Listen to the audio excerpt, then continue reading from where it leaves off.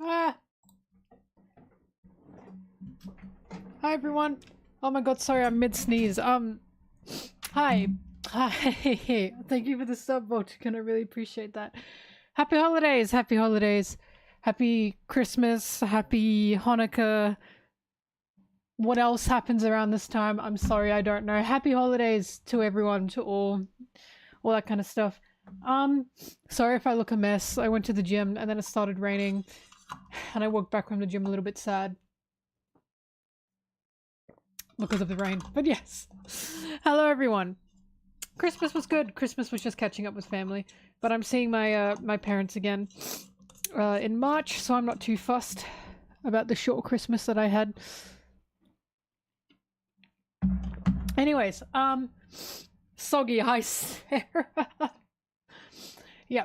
I hope everyone enjoyed their holidays. Did you miss me? I bet you did. You always do. You always do. Every time I'm gone for like a few days, everyone goes, oh, where is she? Where is she? It's okay, I'm back. I've returned.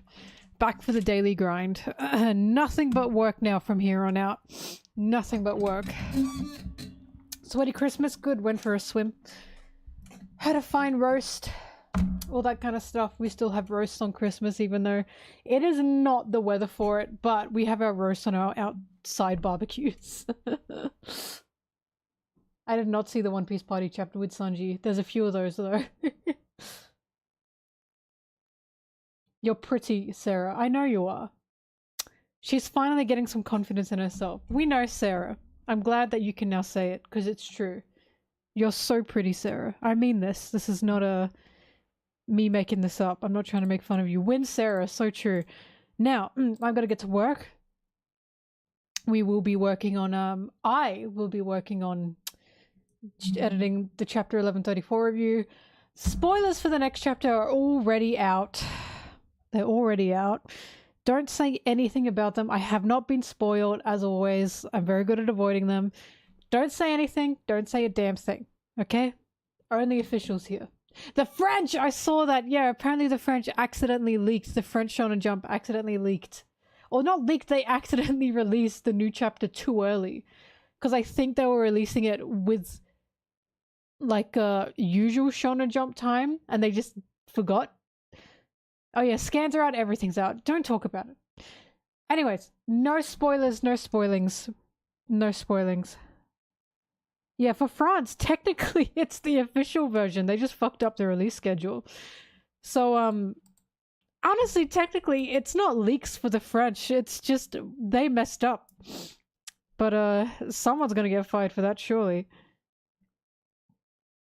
Anyways, can you imagine Shueisha publicly execute the person who accidentally released the official chapter? And not the leakers. This is more pressing. Oh yeah, I hurt my finger over Christmas. Can you see the red? My nails are still wonderful and glamorous, but can you see the red? Can you see that?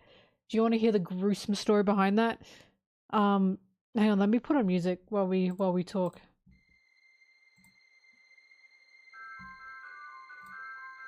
Beautiful Christmas music since it's still winter for you guys.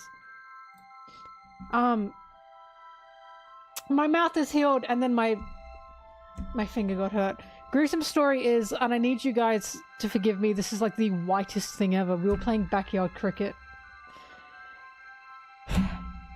I told Brittany that and she laughed. Anyways, we were playing backyard cricket, as we always do, every Christmas. 'Cause summer. Howdy do, boys! And, not forgiven. And, I was up to bat, and I was in a beautiful little Christmas dress. And they were like, you gotta get up to bat, you have to play. Okay, fine, whatever. If I sweat in the dress, I sweat in the dress. Everything was going fine. I was in for I didn't want to play for very long. But because apparently my bats were very good. Good as in no one could catch them because they were always low to the ground, I stayed in. I was like in a limbo. But, what happened was someone threw the ball. I reached up to grab it to haha funny laugh. It hit my pinky finger and my nail came off. Like the whole thing. The nail bed ripped off. And now she's been taped down to hopefully heal. You know how it is. You know how it is. I would like you guys to know, Zoro, nothing happened is fucking nothing to me. Because I didn't say a damn thing. I didn't say a damn thing. Nail bed ripped off, I kept playing. I didn't say anything. Zoro, you are nothing to me. I'm better than you. I'm stronger than you. That was my nothing happened, except no one even asked. Because I didn't even make it known. So there you go. Done, done, done. Anyways, let's get to work.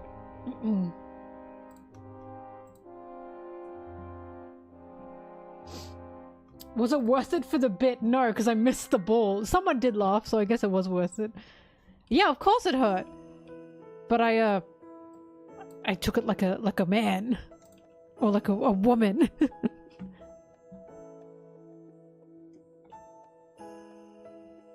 No, I'm Aussie.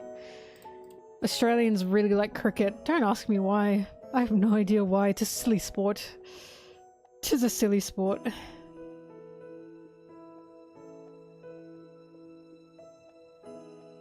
I was struggling.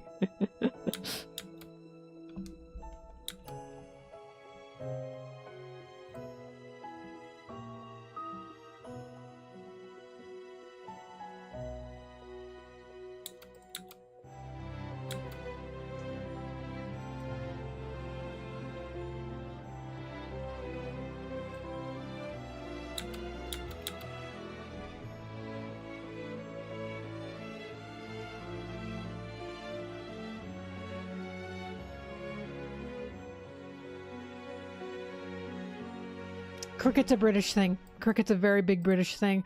The like only countries we play in cricket is England, India, like again, so Australia versus England, India, New Zealand. And I think there's one more, but I don't know. But like I don't get it. I don't get it. Pakistan, is that it? I don't watch it, so I just wouldn't know.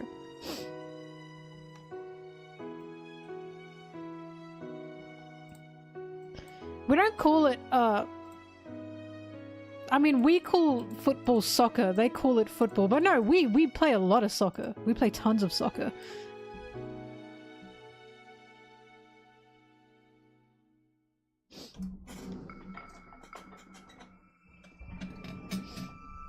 The Aussie versus the British accent. Why am I American? That's so true.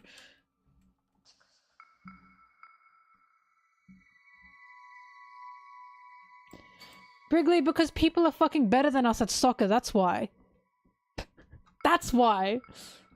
We never... I think there was one time we made it to the top 4, and I think that was our women's soccer. And it was like a whole thing. Like, when we managed to get one of our teams to like the top 4 to the semi-finals, they are fucking everywhere. They are- no, our women's teams tend to be better than our men's teams. For rugby in the Olympics, we got gold for the women's. The men didn't even place. And it's like a whole thing. And because of that, genuinely, it feels like there's been a new push of like women's sports in Australia. Because our women are much better than our men. At least it seems to be. Like, we have women's cricket, women's football, Australian football, not soccer. And we've now started showing women's cricket and women's AFL in, like, our big sports stadiums. And at the time, people were like, is that gonna, like, sell out? Because, you know, the sexism. It did. People just want sport. They just want sport now. They don't care who's playing, especially since our women are apparently so much better than the men. So, now there's been like a big push for women's sports in Australia.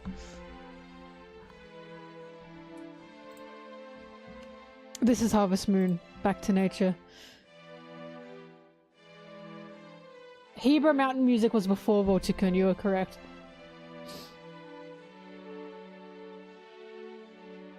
Technically you are both correct.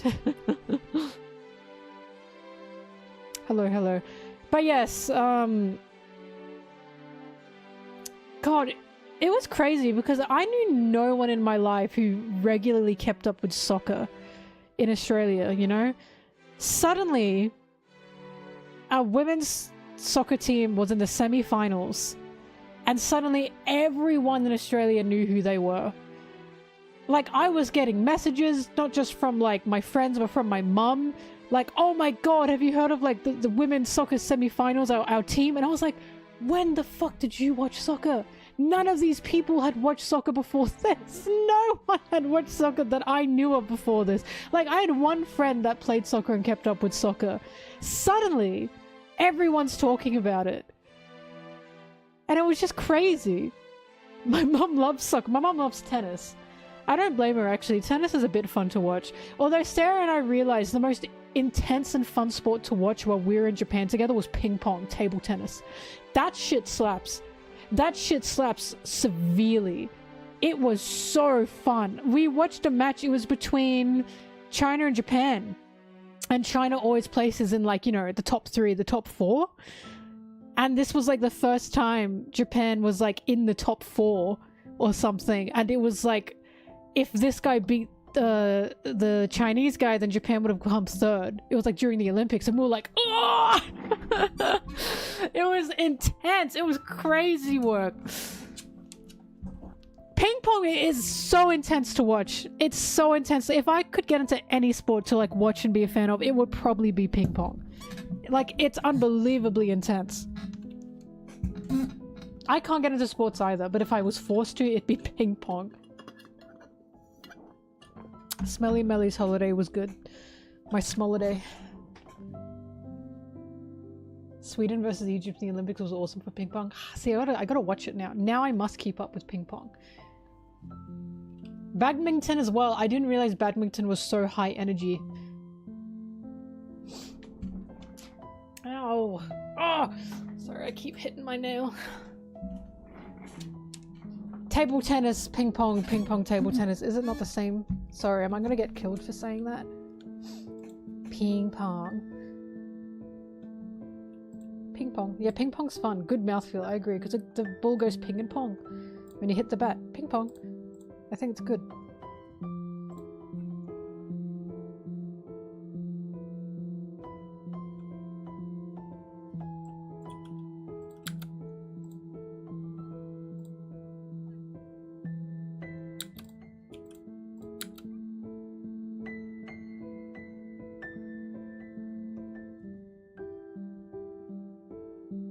Not the bouldering and the climbing. Oh my god, everyone's getting into that. What is this? This new sport trend of everyone just bouldering. Everyone's obsessed with it right now. Everyone wants to go climb. How did this happen? Why did this happen? Where did this come from? Where did the urge to climb and boulder come from? It's everywhere now.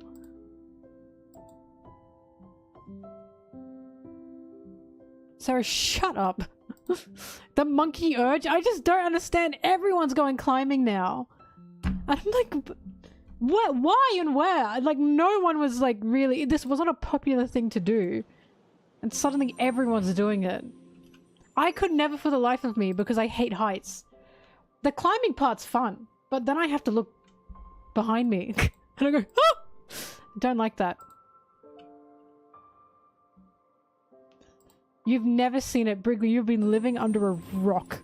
Because everyone is doing it now.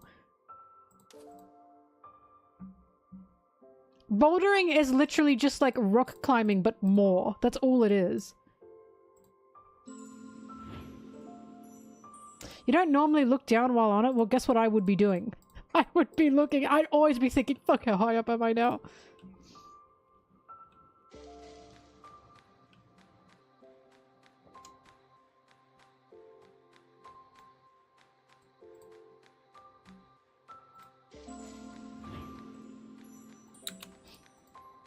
Excuse me, yoga is good and calm.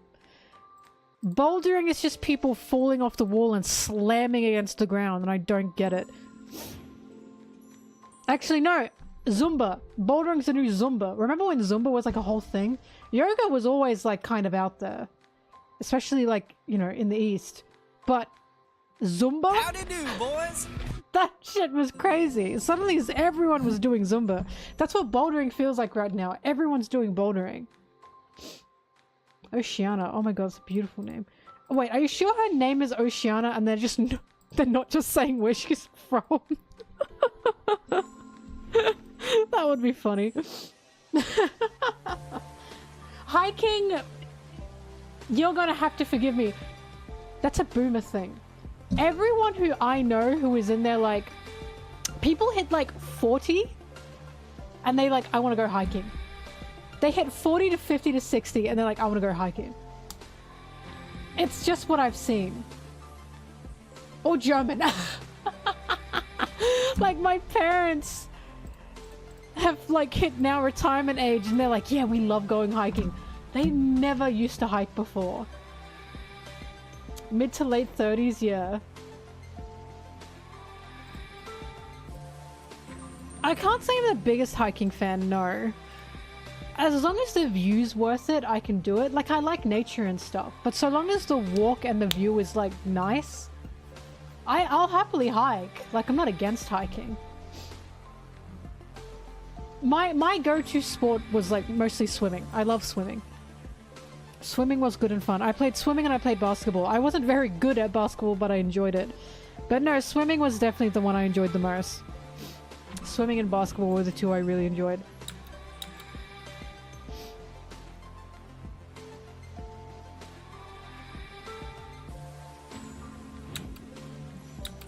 No, I would not go caving. Spelunking, you're crazy. You're crazy. You're crazy. I've talked about this with Sarah. Sarah, didn't we watch that cave movie together? Descending or something? Descendant? And we were both like, why the fuck would anyone go caving? Why would you go spelunking? The Descent, that's what it was. I'm sorry, you're insane. You are insane. Anyone who goes caving is insane. It's a good movie, but it's a good movie. But if you go caving, you are actually just insane. I'm sorry. Like, I'm scared of the dark. Okay? So, if I ever went, like, I just think you guys are insane. I think you guys... But not even just extreme caving, just caving in general. Going into a cave for fun? For fun, you are going into a cave. Can you... You sound crazy. You sound crazy. What do you do for fun? I walk into caves. There are pretty caves. So if they're like a tourist cave or they're like a pretty cave and they're set up so you can easily like walk in and you don't have to get hiking gear or anything on, that's fine. But if it's like the cave is so you can go in with your big boots and your big gear, nuh-uh. That is insane. You are actually insane. I'm happy to go in a cave if it's like, oh yeah, people go through here all the time, like, you know, to see the pretty things. The experts, see, no, I have no desire to explore a cave. No desire to. I don't need to know what's in that cave. I do not need to know. I do not need to know. It's there to exist and I can respect that. I don't need to go in that cave. I don't need to go in that cave. Like, I went in a few caves in New Zealand. That was beautiful. But again, it's because it was set up so it was very easy for people to go in and out. I am not exploring the cave. I am simply seeing the pretty thing that I know will be in the cave. The children yearn for the mines. Caving is the most insane. I'm glad Sarah agreed with me. We were both like, no, Saring is the most... Saring? Oh my god, sorry. Caving... Spelunking is the most insane thing you could ever do. I'm sorry. My dad used to go, he went, underwater cave diving. Underwater. So my dad has a scuba license. And he told me that, like, he did the thing where you, like, go into caves underwater.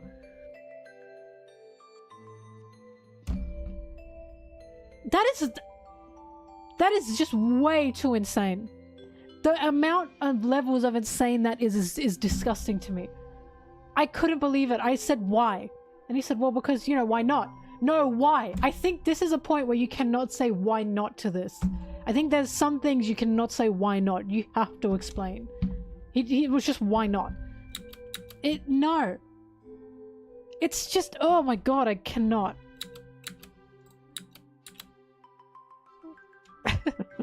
I'm not happy about it. But you know, if you cave, you're crazy. Hiking, I'll always take hiking over caving. What was the third one? There was one more that you said. Anyway, bouldering, I'm not for it, and it's just very popular right now. Very trendy to boulder. The boulder.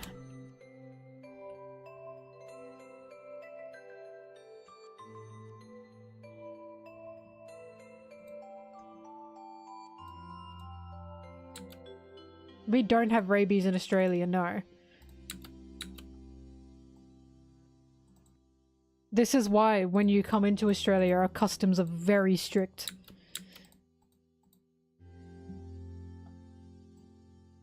Because we're desperately making sure we do not get rabies in Australia. There are other countries that do not have rabies, by the way. It's not just Australia.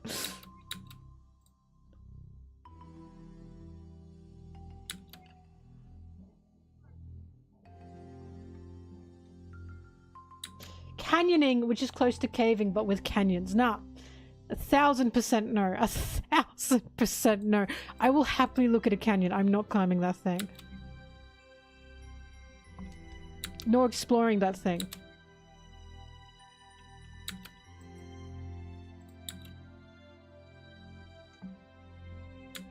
I'm pretty sure Japan doesn't have rabies, or if they do, it's just in one specific bat, but it doesn't spread. And I remember looking this up because I was thinking if I were going to live there for a year, which I would like to do, because again, walkable city, and I want to bring Blueberry with me, of course. But regarding like bringing animals out of Australia easy as ever, bringing them back into Australia is what's hard, because they have to be like quarantined. So if I brought Blueberry to America and then I came back to Australia, Blueberry would have to be quarantined for 30 days. Once in quarantine in Australia. And I was looking this up if I did bring her back from Japan, because I was like, what would happen with her if I came back from Japan? Blueberry would only be quarantined for 10 days, which means Japan does not have a rabies epidemic. Thank God for that.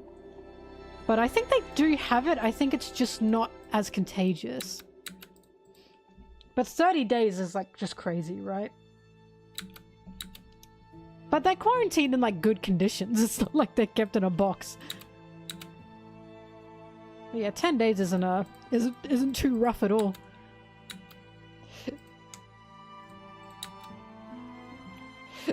Yeah. Guy with 3 eyes, that's terrifying. Thanks for that. We did get a, what was it called, dengue fever? The mosquitoes. Swine flu, I think is what it's called globally. I think we called it dengue fever or something. With the mosquitoes. And how they would pass it around by biting you.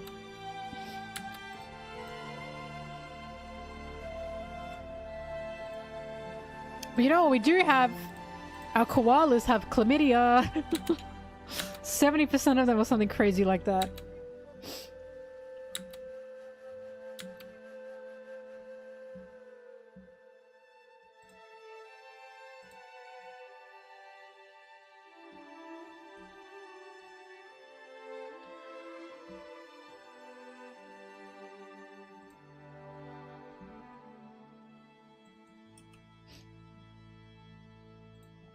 Oh, the cicada rain.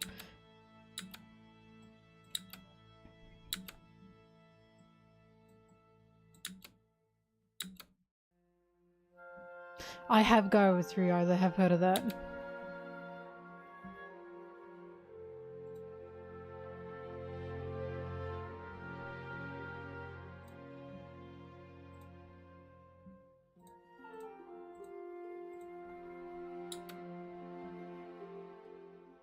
To be fair, Palpetta. I'm just gonna call you Petta. To be fair, when it comes to America, they're not very isolated, you know? The United States. How did that door open? Can you guys see that? Oh shit, didn't mean to do that. You can't see it. Anyways, the United States are not very isolated. Australia is, so we have a bit of an easier time. Oh, New Zealand also doesn't have rabies. Australia is, so we have a bit of an easier time keeping things at bay. But, yeah, the more isolated you are by the ocean as a country, I think the easier time you have to stop things from, you know, getting in. Sorry, I'm gonna let the cat out.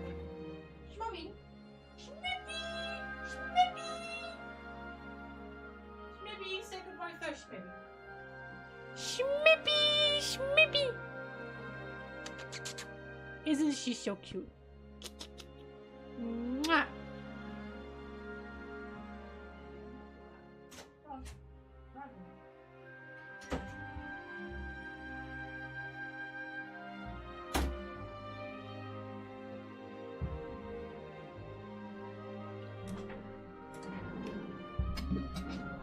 I don't usually take Brig's side, but like this is just unfortunately a fact of life.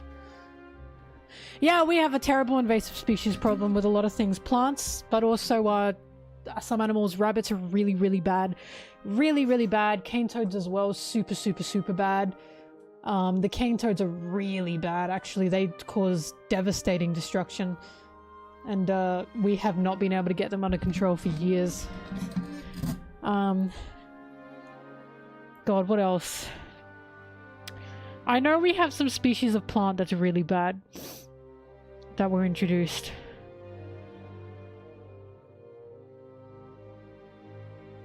Lil Luffy, I get it, because the USD is so strong right now, right? But it's both good and bad for me, because if I'm trying to buy stuff from the US, it's like, oh god. But sometimes I get paid in USD. So when I get paid in USD, it's like, I don't mind if it's so strong now, but...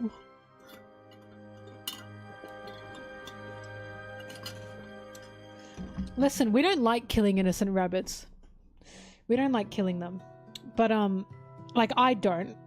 But we, you know, brought them over. Rabbits are really... So, the thing is, if you have any kind of burrowing animal, that's devastating for Australia. Like, Australian houses, we don't have basements. At all. A lot of, like, I have never seen one Aussie house that has a basement, and that's because of the land. One, not being made for that, and two, because the underground is very important, obviously, for our nature and for our ecosystems. We have a lot of animals that burrow, a lot of bugs that burrow, and trees, and, you know, plants and bushes and all that kind of stuff that need that growing room. So whenever we have a burrowing animal, such as an introduced animal such as the rabbit, it's terrible. It's terrible, terrible, terrible to our ecosystem and our environment, because not only is it disturbing natural animals like wombats or echidnas, platypuses, and their life and their habitat, but it's also disturbing the foliage as well. Oh, we have an invasive cat problem and we have an invasive dog problem. Any animal that isn't, like, introduced here is bad. Like, yeah, the cats are bad, dogs are also bad. Because people, like, obviously let their cats outside. They should not do that. I always tell my mum that, do not let the cats outside. We just cannot be letting our cats outside, because the cats, of course, like, introduce a rabbit predator. Funny you say that, TCO, because... like, I swear we've tried to do that before and it just gets worse. Because now you've introduced a second species that will now destroy the environment. Yeah, so the cats are a problem because people let them outside. They should not be let outside. Blueberry never goes outside. She never goes outside. Dogs are also bad because when dogs are stray, they're bigger. Dogs will attack wombats and koalas and echidnas. Anything that looks like a stuffed animal is what a dog will attack, right? So any kind of introduced pet that we have, if you let them outside and they, like, go stray, you're ruined. You're absolutely ruined. And that's why it's, like, huge here. If you do not de-sex your cat, people will, or like your animal, people will get really angry at you. Because you're risking, if that cat or that dog ever gets out, they could breed. And then more and more and more and more and more. And then you're going to ruin the ecosystem, right? And that's why it's not even a second thought of, like, de-sex your pet. You have to do that here.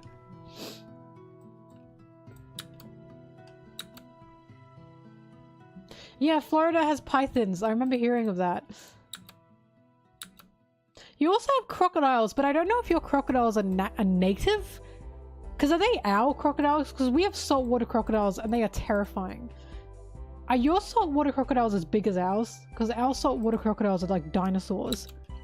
They're the animal I am the most terrified of. Saltwater crocodiles are the most terrifying animals ever.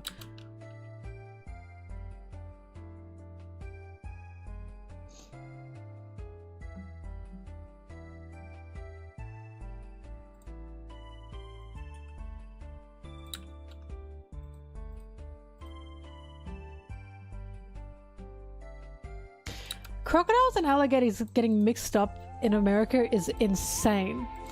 Because alligators are so calm. I've seen videos of people, they'll just go up to an alligator and like, you know, touch them with like a stick or like touch them with their hand and they don't do anything. And I'm like, if you do that to a crocodile, you're dead. Like, you are dead. Sarah, the difference between them is crocodiles tend to be huge and very aggressive. You do not want to go up to a crocodile, they're terrifying.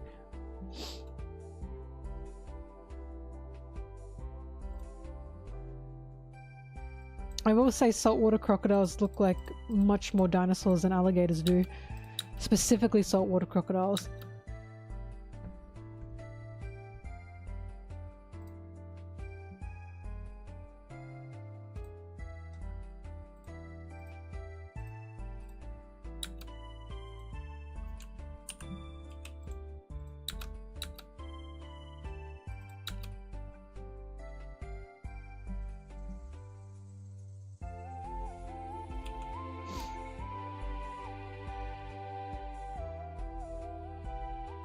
Yep, that's the crocodile, Sarah. Our big saltwater boys.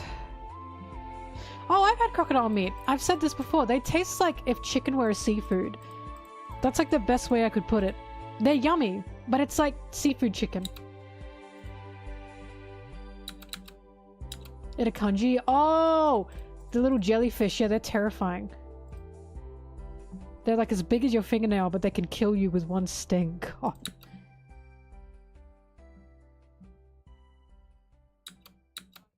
We imported cane toads because we had sugar canes. And we grabbed cane toads because the whole point of them was to eat the bugs off the sugar canes. But what happened was the sugar canes were too high, were too tall.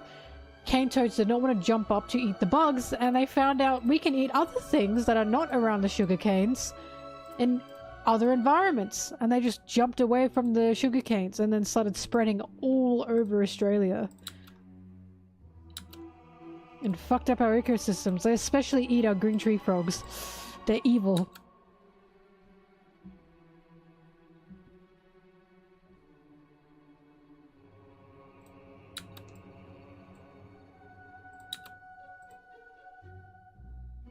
Green tree frog, Zim. Oh my god, ban yourself.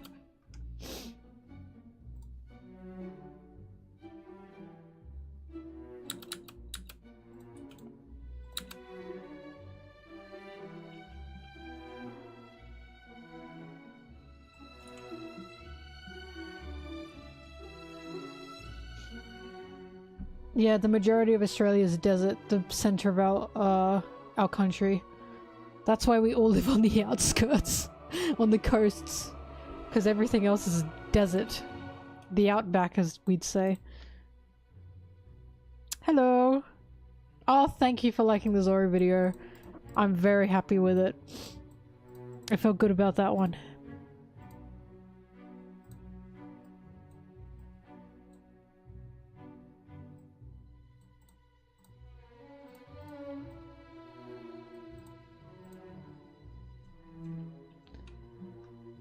Thank you. Thank you, everyone. Oh my god. That was your Christmas gift.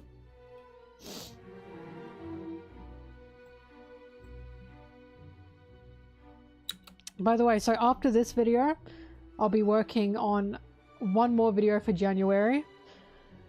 And then it's back into Alabaster. So, because I want to talk about Sanji's Robin Save Me scene. I might as well open 2025 with a fucking Sanji video, because who am I? Who am I if I don't do that, right? So I'm gonna do that because I want to do that, and I want to talk about the Sanji Save Me scene with Robin in Wano because it pisses me off how people still don't get it right. Or still don't understand the point of it. So I'm gonna do that. And then Alabaster. Because just know that once the Alabaster video begins, that's gonna be a very big process. A very big process. It's gonna be bigger than the East Blue video for sure. Like, I'm already written, what, like 14 pages of the script or something? Update my Devilman video! Oh my god, shut up. But you might be right.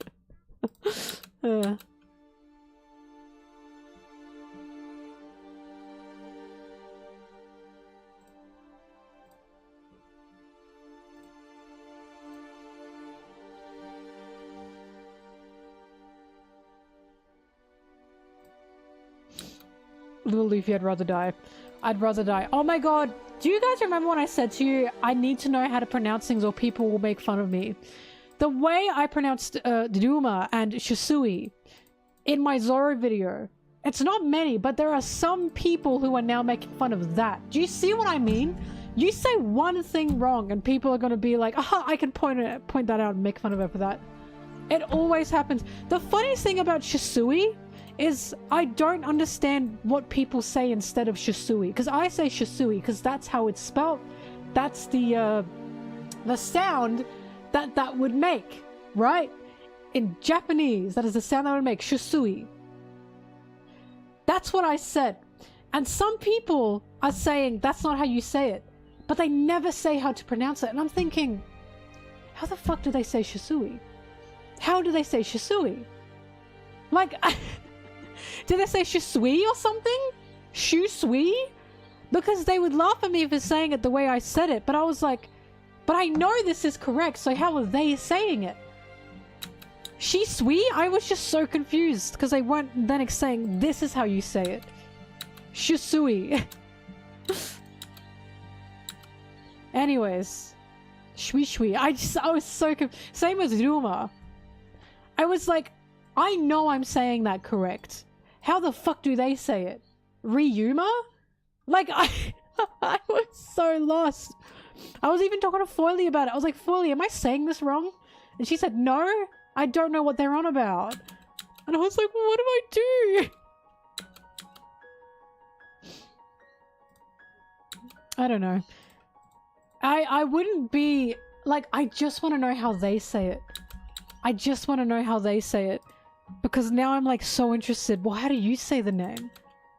I don't respond to them. I'm just interested. Like, if they think I'm saying it wrong, how do they pronounce it? You know what I mean? Post-time skip misconceptions.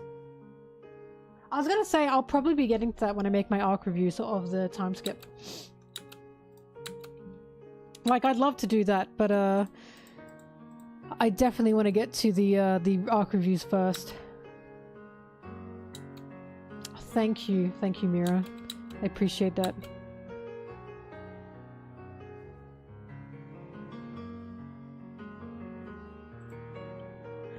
It does, Marissa, it does tend to be dub watchers that do that. That's what happened with my fucking MHA video, Hero Academia video. It's not Todoroki, it's Todoroki. Oh! I know for a fact that's wrong. And they say it with such confidence, and so many said that. It's not Todoroki, it's Todoroki. I'm going to kill you. I'm going to kill you, little child. Little child under my video, because I know you must be like 13. Yeah, I watch it subbed, I don't watch it dubbed.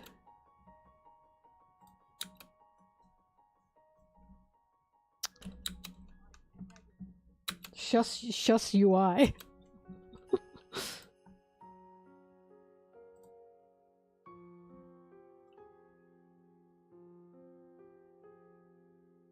The only acceptable accent is American. I also said Midoriya. Midoriya. And they were saying it's Midoriya. Oh my god, no it's not. It's Midoriya. Not Midoriya. And I was like, holy shit, I know I'm right. I know I'm right. And I've got these children in the comments saying, that's not how you say it. Anyways. That made me crazy. But it's definitely a dub thing. It's definitely a dub thing.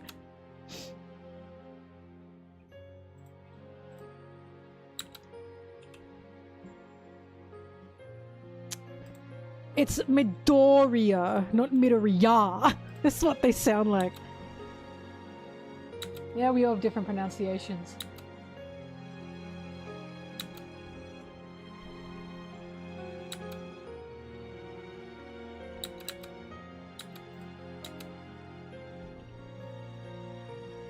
I didn't know what to expect at the time. That video is why I've never, ever, ever, ever, ever made another MHA video again. I never will. I never will. I don't care about it enough to.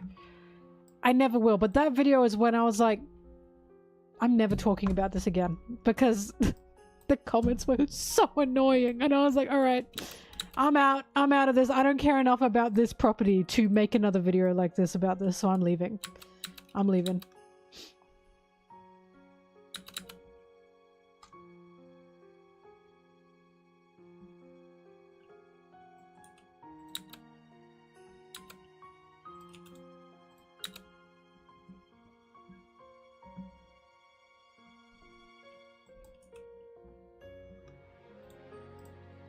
Well, look, MHA is very much baby's first anime, and I mean that in a good way.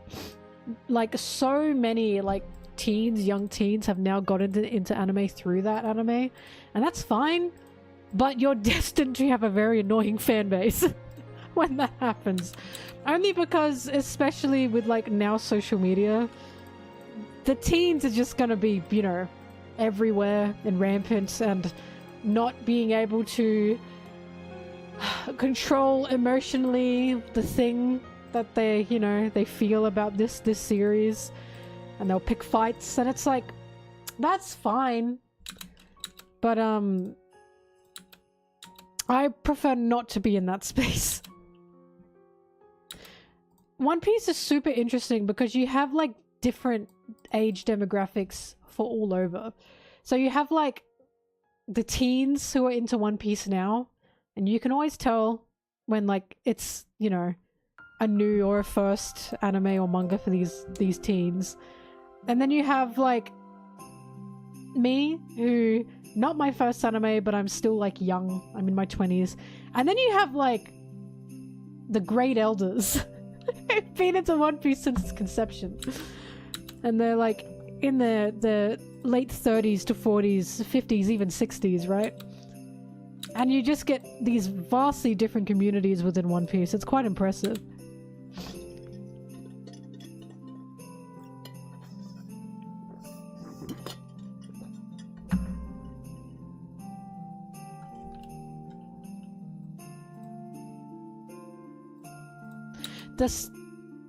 The legends.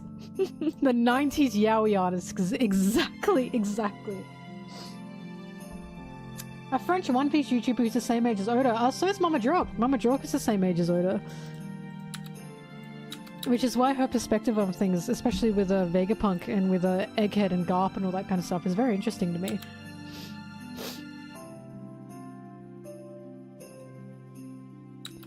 Oh god, for me it's really hard to say Lilith.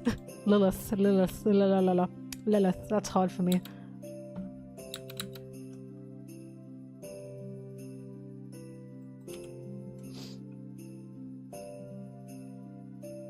I heard Oda was very involved in making One Piece. The favorite comment I ever got was, I heard Oda was very involved in his own birth. Oda was really involved in, just stupid shit, sorry. Someone said, there was someone that was like, I had to change my car tire. Oda was really involved in that. That's something, I need to bring that back, just random shit. Oda was really involved in making my coffee this morning.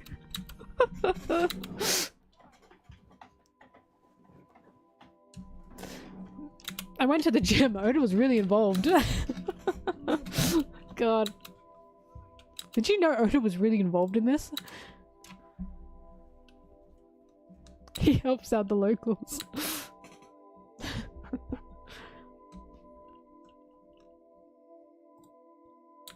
Oda was really involved in introducing the cane toad species to Australia. Not always a good thing that he's involved. But then he was also very involved in the eradication of the cane toads in Australia, so he realized his mistakes.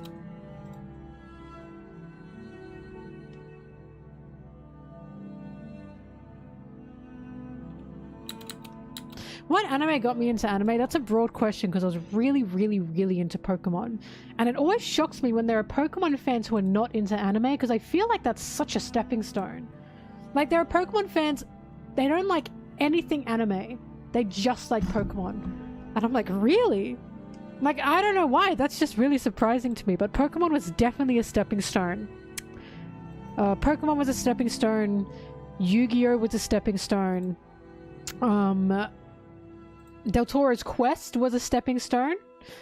I didn't really know what anime was at the time, but that was a stepping stone. Yeah, Del Toro's Quest, I know that shit's crazy. Hi, Bertha. I love Del Toro's Quest, that was so fun. There was another one. Oh, Interstellar 5555. Yes, the Daft Punk thing. I still didn't know what anime was at the time. I was just enamored by it. And then finally, the first time I ever watched anime by myself.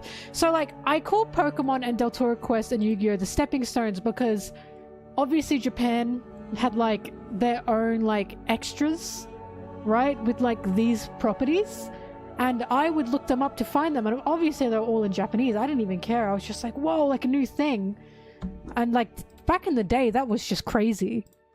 Being able to find, like, the Japanese extra content of this thing that you watched, which was usually, again, Pokemon, Yu-Gi-Oh! Also Del Toro's Quest. But the first anime I watched that I seeked out that was on the computer, the family computer that was subbed, was Ouran High School Host Club. That was my beginning. Ouran High School Host Club was my beginning, and I was just taken, like, aback by it because it was just so different. And the characters were so, like, nothing I'd ever seen before, right? And, obviously Tamaki was my favorite. Obviously. He was probably the center of it all. I have to blame him. I have to blame him for what I am now. So, Ouran High School Host Club, and then from there... What did I watch from there? I watched a few anime after that. I don't remember them all, but I was definitely going through them.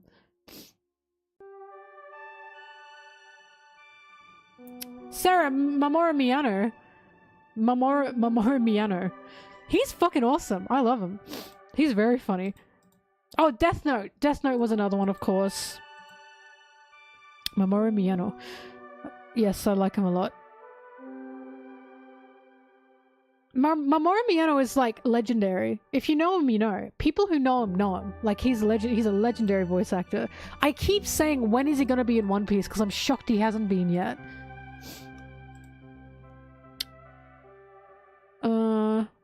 Haikyuu was another one, although that was a bit later. Kuroko's Basketball. I was obsessed with Kuroko's Basketball. I loved it dearly. Free as well. Huge. I loved Free. I love Kuroko's Basketball. This shit was like sports anime time, right? Haikyuu, Free, Kuroko's Basketball. The sports was going crazy. Oh god, yeah, Vampire Knight. I wasn't into it, but I still watched it. We do not have Adult Swim in Toonami, no. Blue Exorcist, I was super into Blue Exorcist, yeah, I remember that. Attack on Titan at the time, although I grew out of love with it because I think it just wasn't for me. It was just popular.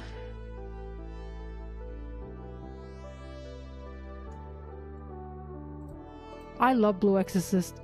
I love it. Rin Okamura, he was so cute. He was so cute. I loved him.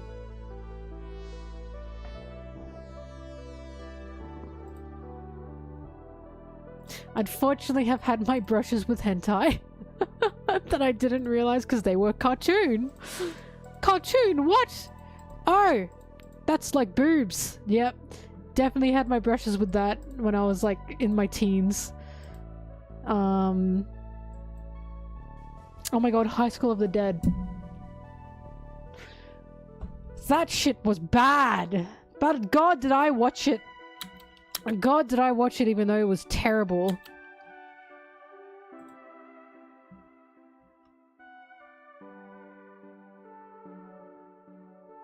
High School of the Dead has the Matrix boob scene where her boobs dodge the bullet.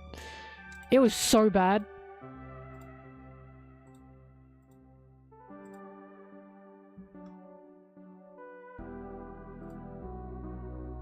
What else did I like?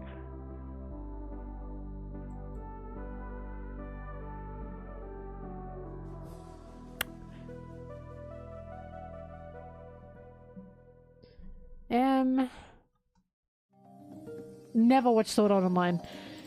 Even as a wee babe, I thought that shit was trash. And then I watched all of season 1 later on and I went, yeah, this was trash. Sorry.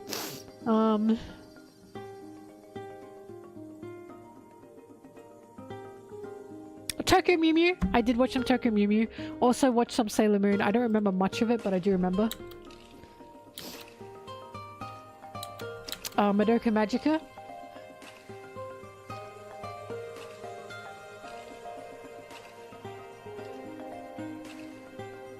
The ones that stuck to me were Free, Kuroko's Basketball, Haikyuu, Oran High School Host Club. They stuck to me, those ones, for sure. I know, Sarah. Sarah, when you're here, we're watching a few episodes. I hope you know that. This chat have been begging me to watch Full Metal Alchemist Brotherhood. They've been begging me, Sarah. So we have to watch a few episodes together.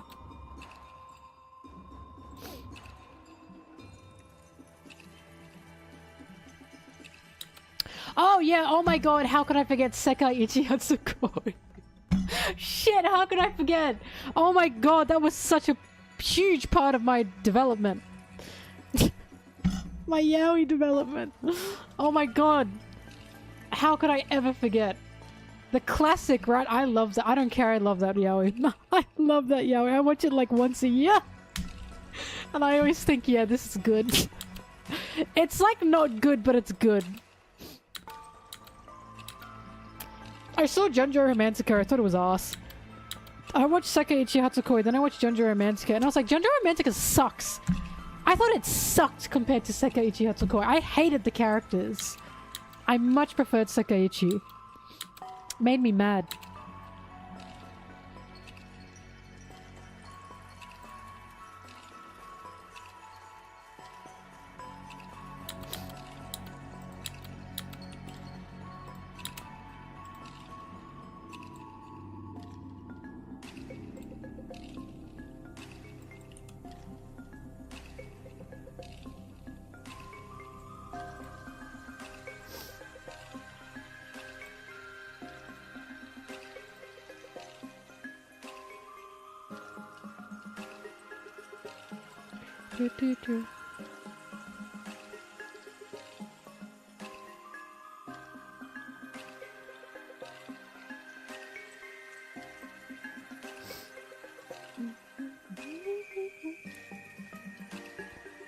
Oh, Toradora! Oh, I loved Toradora. I love Tiger. Toradora is a huge fave. I still like Toradora, only because, look, I just like that dynamic. I fucking hate you, but also maybe I kind of like you. I love that dynamic. Tiger's like such an OG. I love her.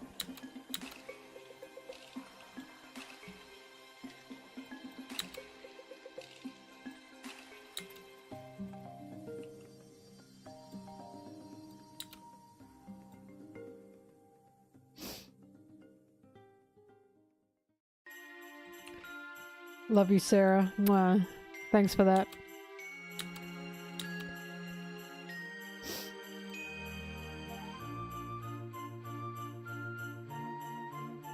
Toradora was just cute. Just your fun little slice of life anime that I thought was cute.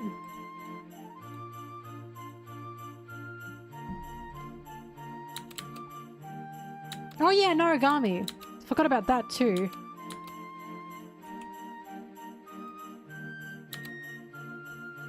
Oh, Durarara! Fuck, how could I forget about Durarara? I love Durarara. I still love it to this day. It's a fantastic anime. It is such a fantastic anime. We'll forever love Ikebukuro because of that goddamn anime. But it is a good suburb, or district, whatever it's called.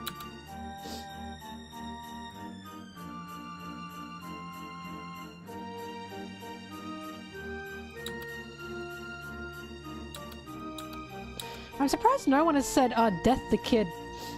I never watched that, but I knew tons of people who did. What I watched instead was Code Geass. I loved Code Geass. I like it more now, I must say, as I've gotten older. But it's pretty good. Apart from some fan service stuff, which again, fan service is fan service, it's pretty good.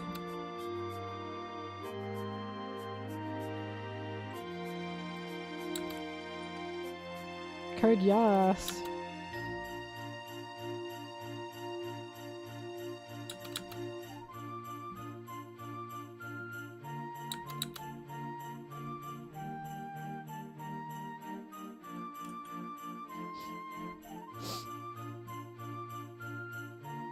I have not seen Dorohedoro, no. I know what it is, but I haven't seen it.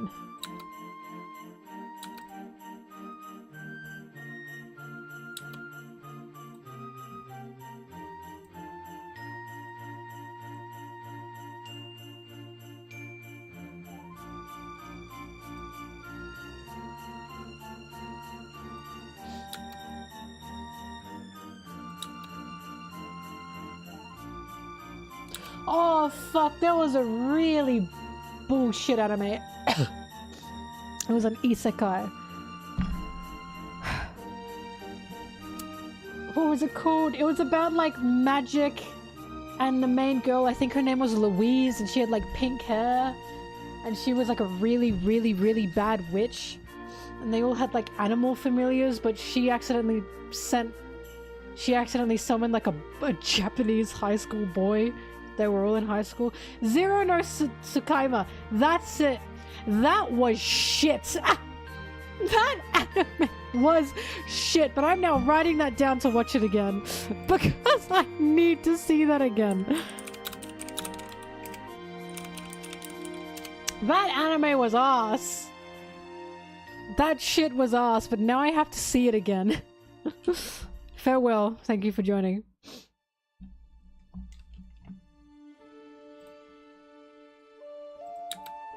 It was like isekai plus harem anime. And already you can tell why I was like, oh my god, this is ass. I watched it all because I liked the female characters. I thought they were cute. The main guy sucks. He just sucks. The way that whole thing would be so much better without his stupid ass in it. But that's how it tends to go with harem, right? The girls aren't too bad. It's just the main guy makes it fucking terrible, right? You tend to hate the main guy if you're not a man. Or if you're not into harem anime. Because he's made to just be a bum loser.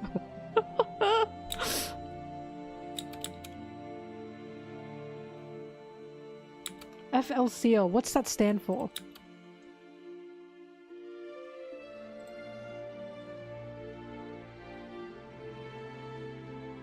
Fully Coolly. Oh, you've talked about that before. And obviously I always forget. Look, one day I may give Slam Dunk a chance, just again. I know that I'm gonna watch it and be like, this is just not Croco's basketball.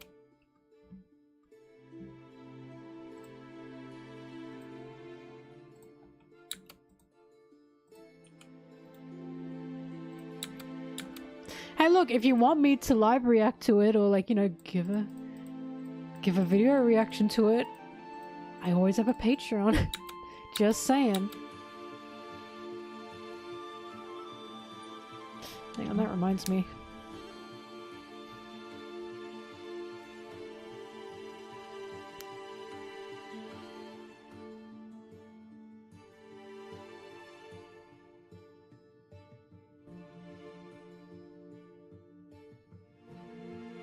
I currently have a Patreon request, but I'm waiting for the Patreon request to come out legally on reading sites, manhwa sites.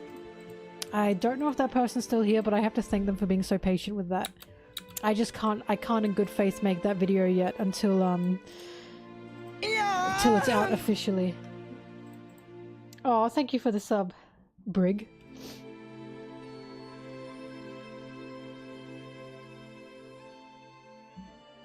Howdy do, boys.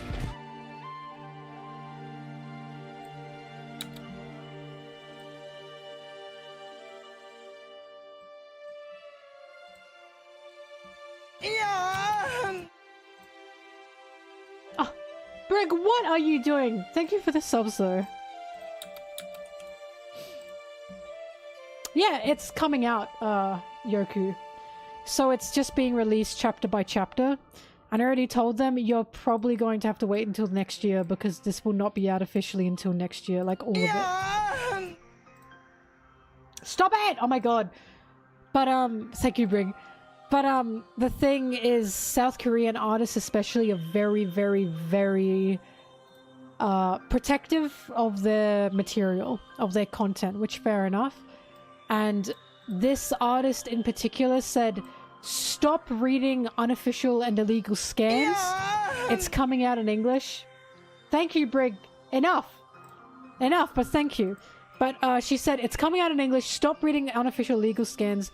And the fandom for this property, which I'm not going to say the name of yet, is not very big. So I know that if I released a video of it, the author would see that and they would probably get very upset.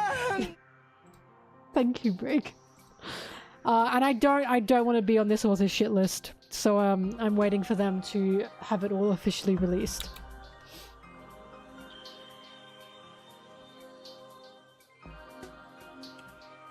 Yeah.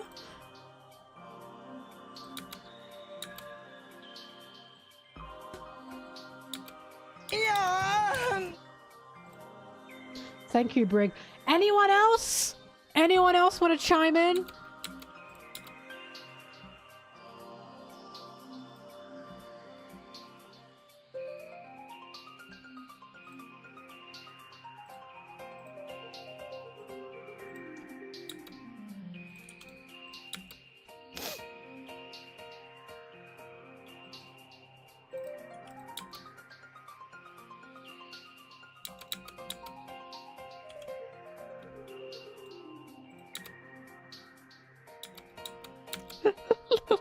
I respect that. I respect the grind.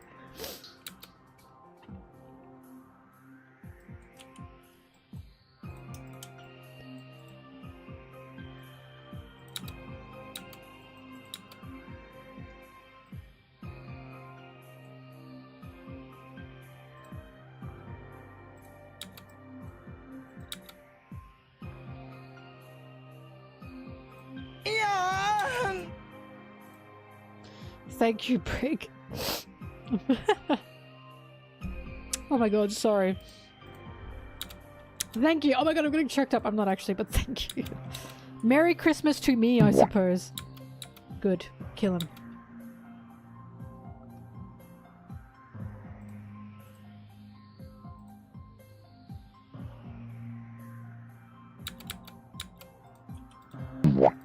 Again.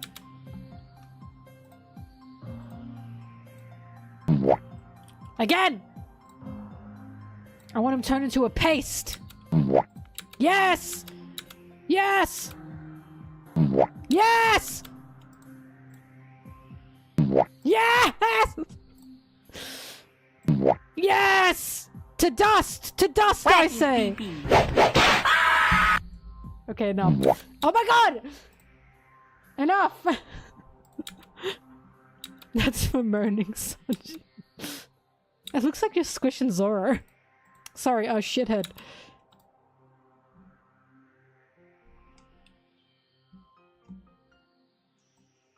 Whack his pee-pee. What were you expecting? Thank you, by the way, Brig, again. But what were you expecting with that Doffy jump scare? What were you expecting? Whack his pee-pee. Rule, law of the land, you know what has to happen. You have to kill them. You have to kill them. I'm sorry, this is just the rule. You didn't scare me.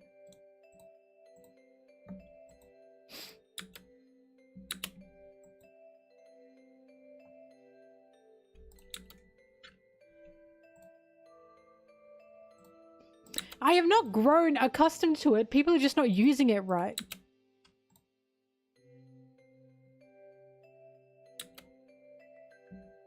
Webcam. This is a webcam.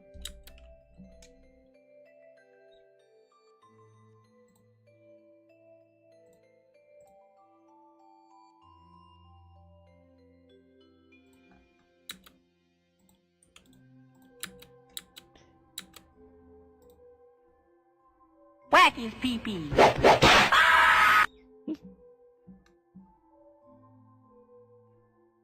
You need to wait until it's dead quiet and I'm locked in. Like, I'm in the middle of talking, I'm yelling, yeah! And then you use a Doffy jump scare. No, that's not gonna scare me. I'm currently, like, hyped up.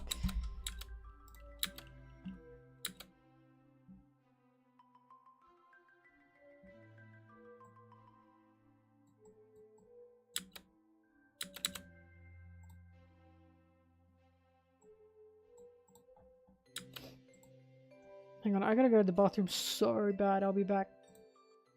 What? I'll turn the music up for you.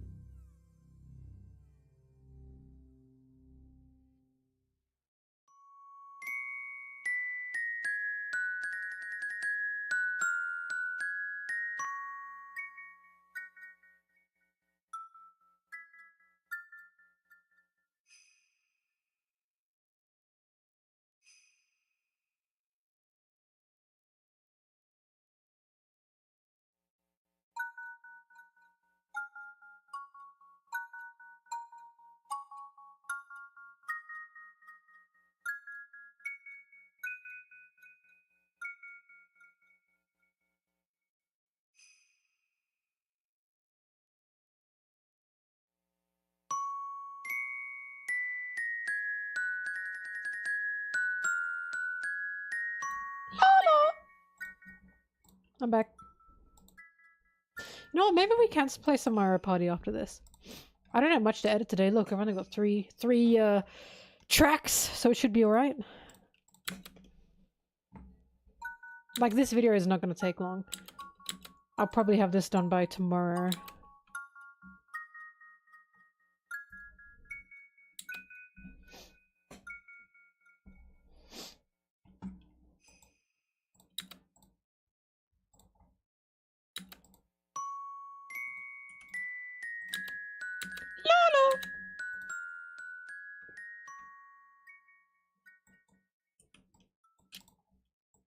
Because here's the thing, after I finish streaming, I have nothing to do.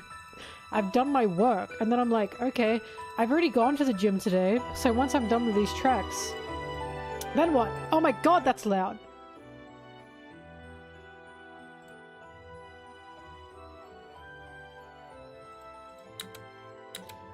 The January YouTuber grind. What do you mean, Sarah? My January YouTuber grind is one Sanji video and then Alabaster. Bye-bye. Thank you for dropping in.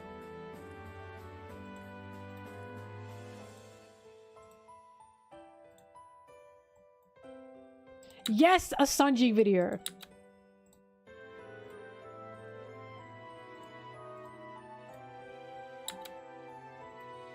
I have to open the new year with a Sanji video.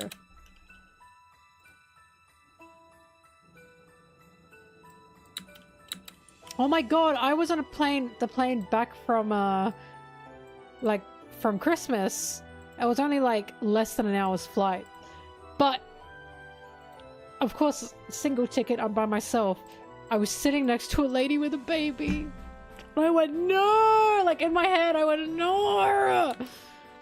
I cannot stand babies!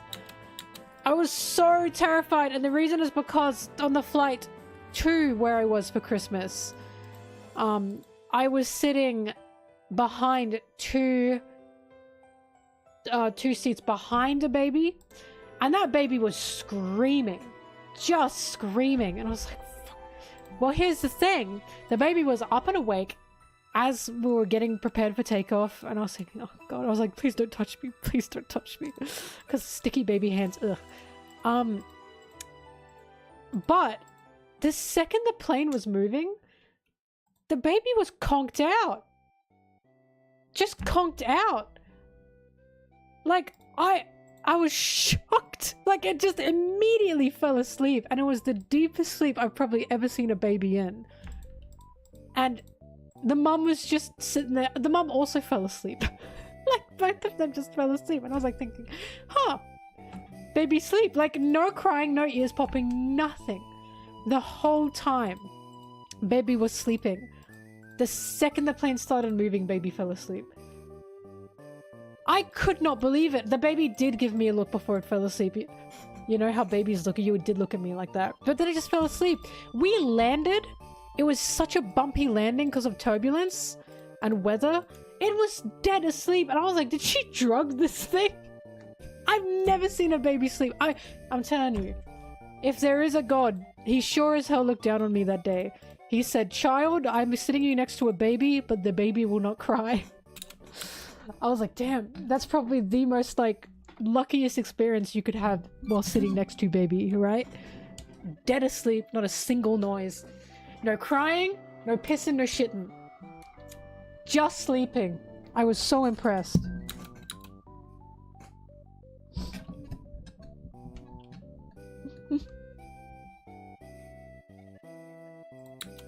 But yeah, it was nearly a nightmare plane ride, but no. Obviously, baby has been raised well, or is being babied well. That's one baby I will not be fighting. Filled it with raw milk. I want to believe she tired it out before the flight. So, like, no proper sleeping the night before. Made it run around everywhere at the airport, and then conked it out. Conked out during the flight.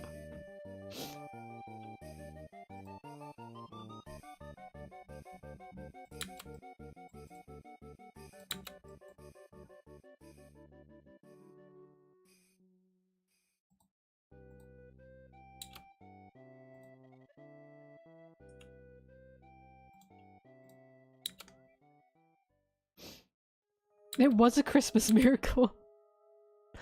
The flight down for Christmas though was full of babies and they were just all crying. It was unreal. I was luckily not seated next to any of them, but I could hear them from every direction.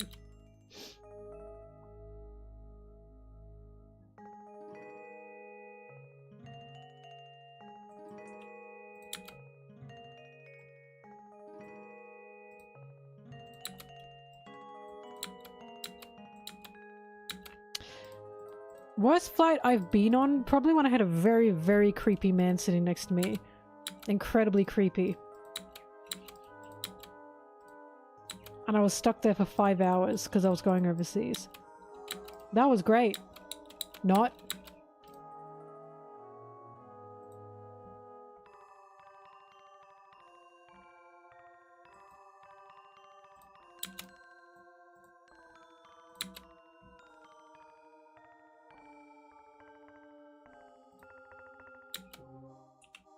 I hate flying so much. Ugh. Cannot stand it. I wish there were better ways of transport and travel. Because I hate flying. I hate cars. I hate flying. What am I meant to do? What am I meant to do? I can't do anything. I just have to suck it up and cry about it.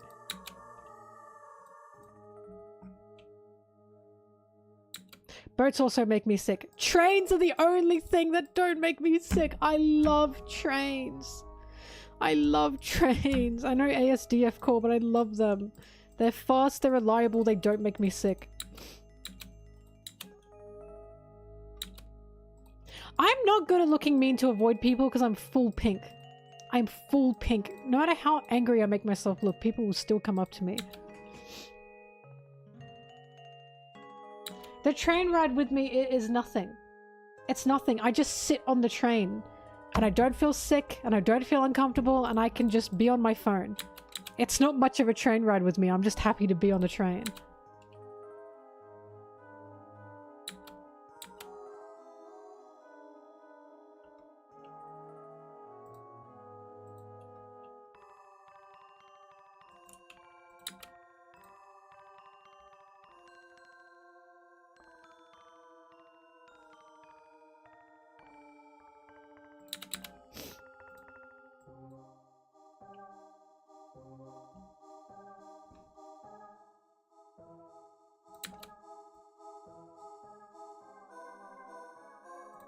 Yeah, Sarah's right. I'm not even interested in the train itself. I'm just happy to be on the train.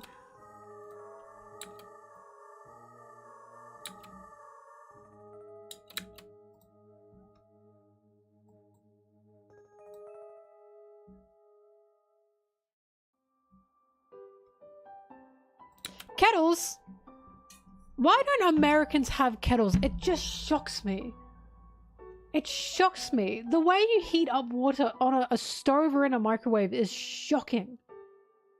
Kettles are so cheap and they're so easy, and I never understand why America sees kettles as like something you should not have. I feel it's an essential to every household.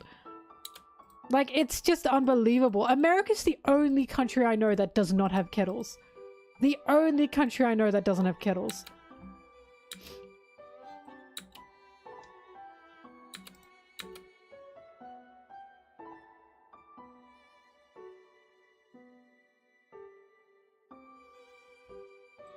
You do have kettles. Then why'd you ask?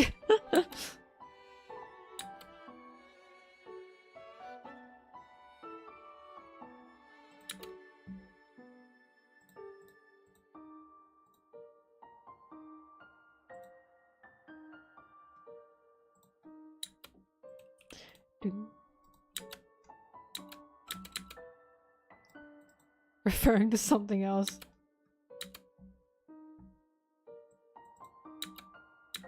Kettles and rice cookers. I know a lot of Americans that don't have rice cookers. And that scares me. It just scares me.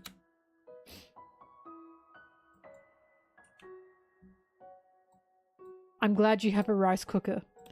More people need rice cookers.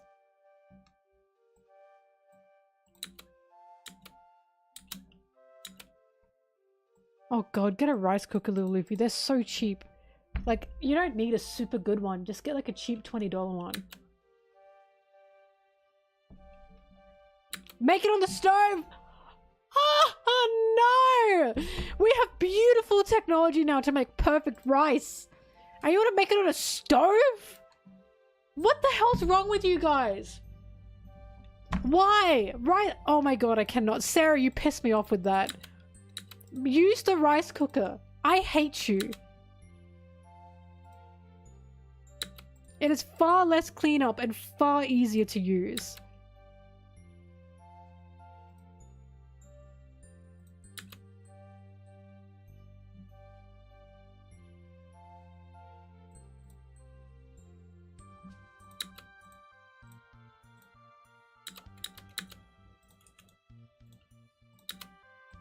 I don't understand it.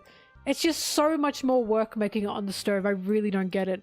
Rice cooker is just wash the rice, put it in, button, you're done. You are done. You don't have to do anything else. What is the point? Like, you literally have a beautiful machine just for rice and you're not going to use it. It's so easy. You can make perfect rice on the stove. My point is, why go through that extra effort when you have a rice cooker?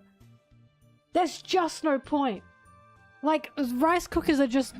They're literally... Obviously, they're called rice cookers. Less hassle, less mess. Less time dedicated to it. Just put it on and you're done.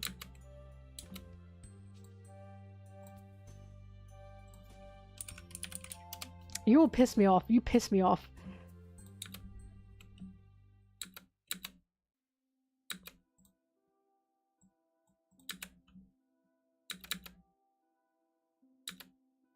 "90-second rice is probably gross." Actually, I do agree.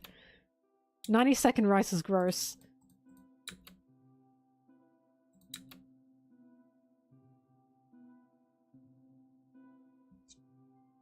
You have room for a rice cooker. If you have enough room for a stove, you have enough room for a rice cooker. You have room for a rice cooker. It came free with your fucking stovetop counter space. You do. You have to clean the rice cooker, but you literally have less time, less dedication to it. Take it out, put the pot in, put the rice cooker pot in the fucking dishwasher. Not even the dishwasher, just put it in the sink and let it soak. You're done. There's just, it's so much less hassle.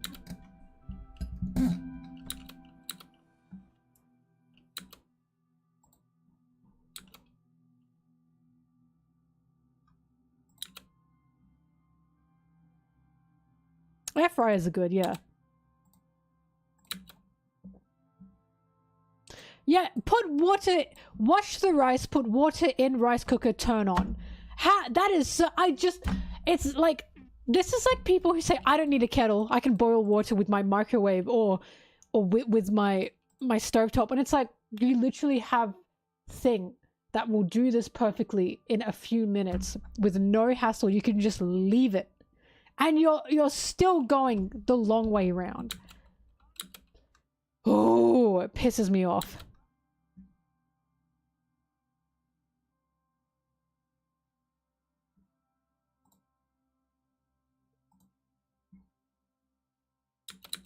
Zem, you're fighting a losing battle because a 90-second rice is disgusting. Like, that's gross. You should be, like, you cook proper rice if you're gonna cook rice. What the hell? But it's brown rice? That's even worse. Cook proper rice.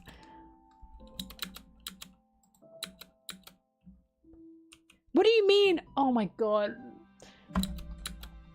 This is the person that likes those disgusting cherries, so I don't know why I'm even arguing this. You obviously don't have taste buds.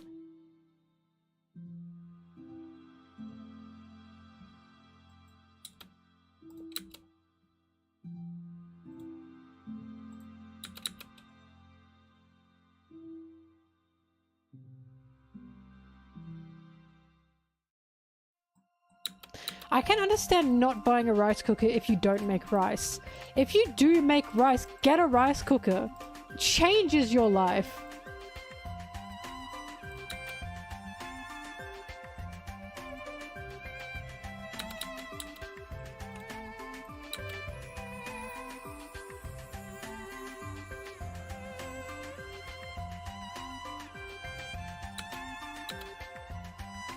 I know rice cookers are not as prominent in where you live, and what I'm saying is they should be. They should be. They're just the best invention ever. They're cheap, they last years, they cook you perfect rice all the time with no hassle. Set it and forget it.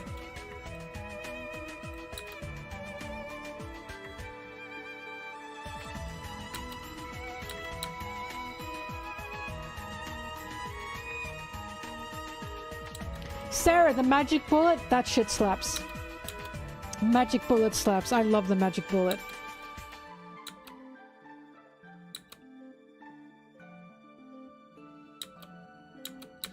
Corn with cheese! What the fuck? Corn with cheese is delicious! Bro, corn with cheese is like a Mexican food essential, and also it's South Korean as well, I believe. Bertha, correct me if I'm wrong. Is corn and cheese not something you like eat a lot in like Mexico? Is that wrong? Because I swear you can have like nacho chips with like that kind of dip. Thank you, Bertha. See, I told you. Corn with cheese is like essential foods. Delicious. Corn with cheese is both Korean and Mexican. Of course, in different ways, but it's delicious. Delicious. Wow, imagine making fun of my taste buds with a delicious food. With noodles, yeah. That's normal, especially spicy noodles.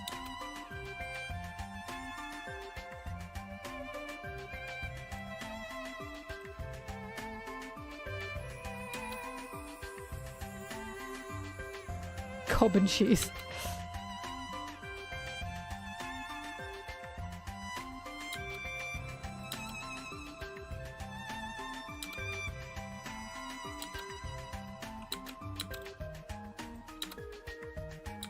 Kewpie mayonnaise is good, by the way. Use Kewpie mayonnaise for everything.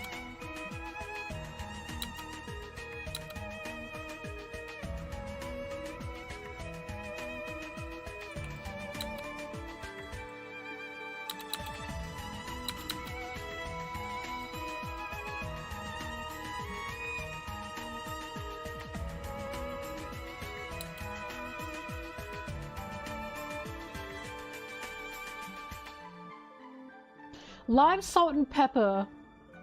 What's that Mexican street food? You have tajin? Is that what it's called? Tajin, the spice? You have like lime with that. And it looks so good. Like my mouth is watering just thinking about it. Like I have to try that.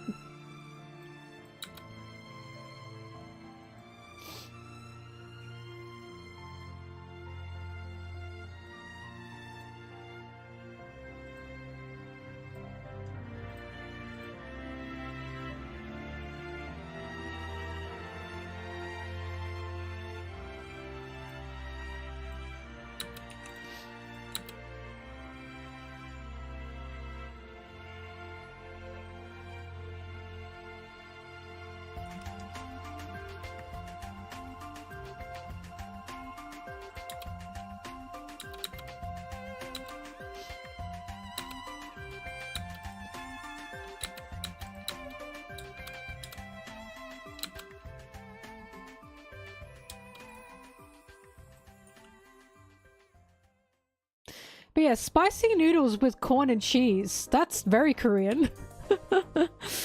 Anything spicy in Korea, they add corn, they add cheese to it and sometimes corn.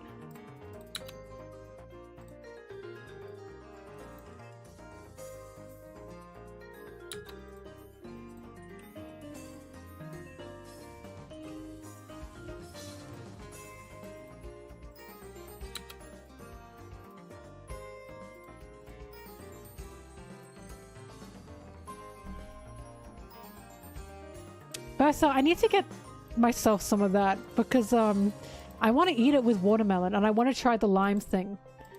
It looks so good.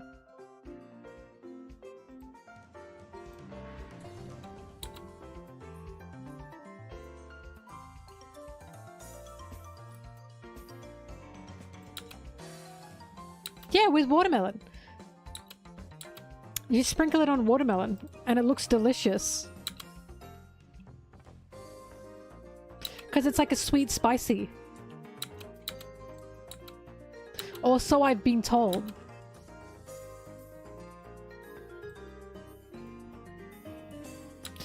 You tell them any combination of food and they go, what? What? I am shocked you like that disgusting cherry Zim. I really am. Like, sweet. Oh my god. I bet pineapple on pizza freaks you out, right?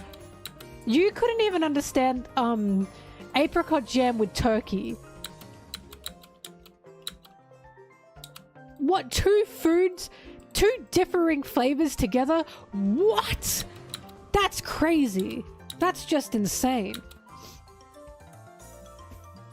If you like pineapple on pizza, why does it freak you out so much? I see, I see. I don't like Spam. I understand Spam is like a national treasure to many places. I'm sorry, I do not like Spam. I think it's gross. I'm not eating Spam. I tend to, instead of Spam, I prefer like, because a lot of places also have like sausages. Like Korean spicy sausage is so good. I'd rather have sausage than Spam. Spam is yucky.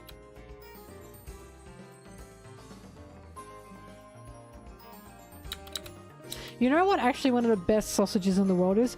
Kranskis aside, the German sausage Kranskis, Italian spicy sausage is so fucking good. It makes me crazy.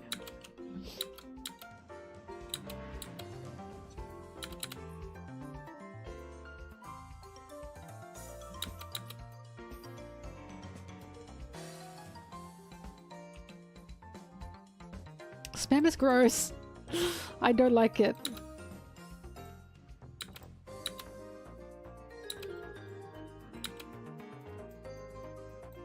I'm excited because I'm taking Sarah to a steakhouse when she comes to Australia because she doesn't like steak. And I was like, how can you not like steak? I tried like the meat and the steak in England and I was like, I'm starting to see why you don't like steak because the steak here sucks. It sucks. So I'm going to take her to one in Australia because our steak is so good. It's so good.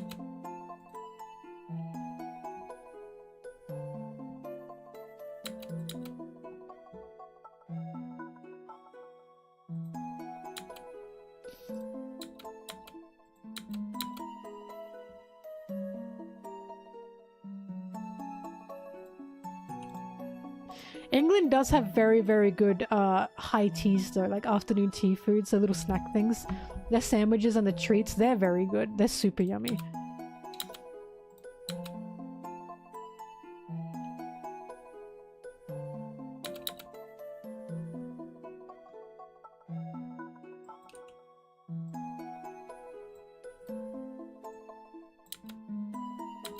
English breakfast is really yummy. Like, yes, it can come with beans. I just don't get it with beans.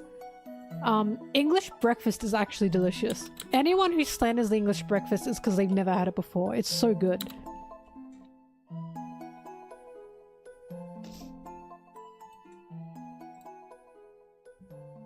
Hold the beans.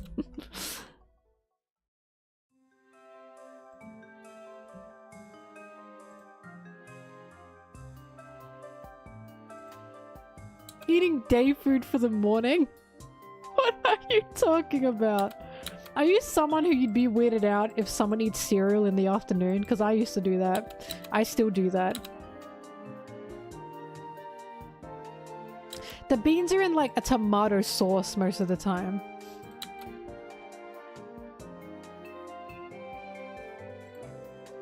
I will say, you guys are gonna persecute me for this.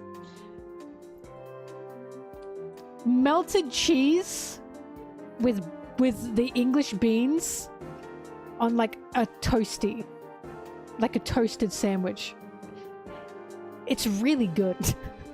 And I know, okay, I know that sounds crazy to a lot of people, but it is actually really good. You just have to smother it in cheese and then toast it with the beans in there. And it's super good.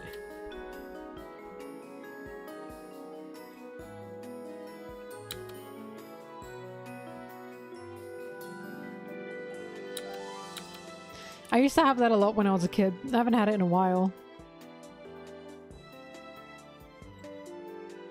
Yeah, but Bertha, your beans are better than British beans. It's the thing. Your beans are actually good.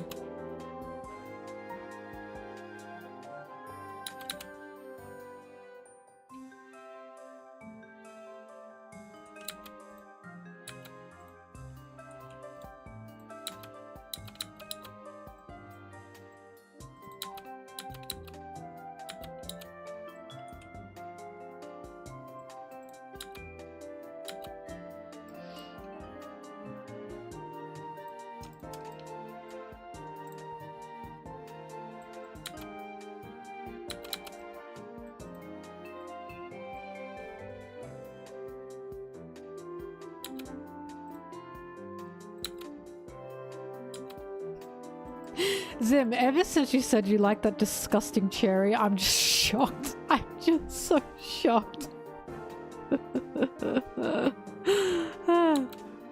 I cannot believe you like that.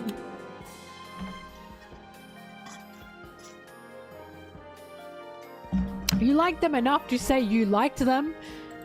If the instant reaction to those yucky cherries is not ew, what is wrong with you?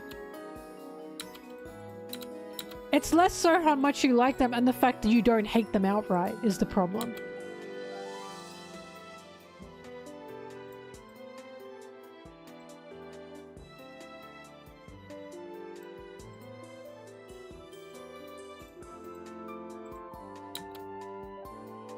What are they called? Maraschino? Is it Maraschino? I cannot say the name of these cherries. Maraschino cherries? Fuck, someone help me. Mara something cherries. They start with an M. Machado cherries? Mashit cherries! They're yucky cherries. Maraschino cherries. They are so gross. They're the most disgusting things I've ever had. They look like they taste divine, and then you eat them and you go, ugh! I hate them.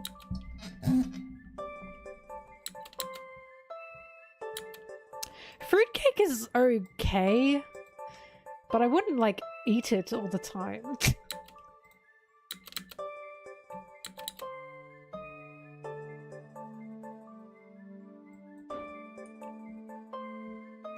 I don't know why they're called sweet cherries. They are not sweet. They just taste so gross and chemically. Like, I don't understand how they're sweet. I really don't.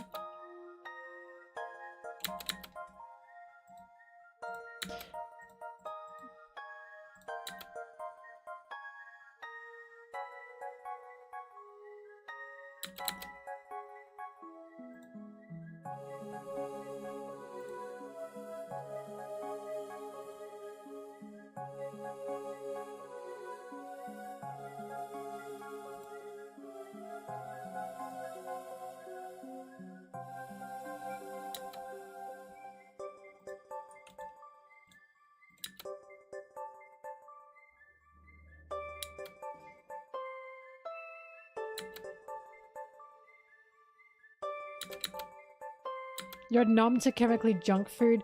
Yeah, your chocolate tastes like barf a lot of the time to me. A lot of American chocolate that I have doesn't taste very good to me. Like Hershey's chocolate to me is really gross. When I had s'mores when I was over in America, because my friend showed them to me, I was thinking, fuck. I was thinking this would taste so much better if it had Cadbury chocolate and not Hershey chocolate.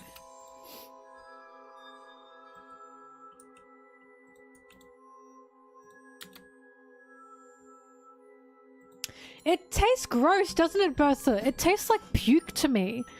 There's something in Hershey's chocolate that is just really yucky.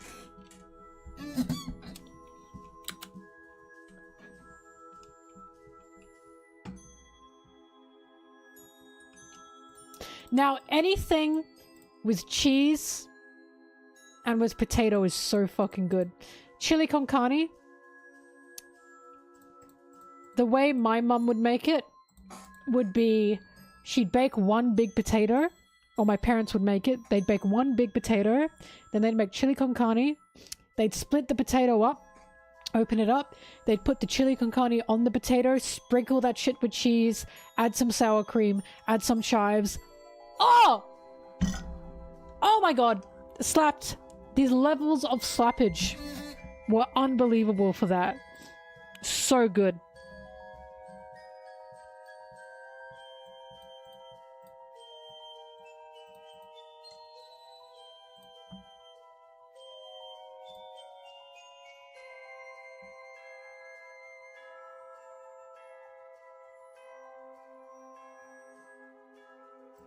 Popcorn with caramel and cheese.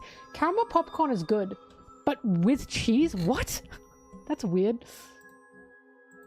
Actually, you know what? You know what the British did actually make that spangin'? Cheese and crackers.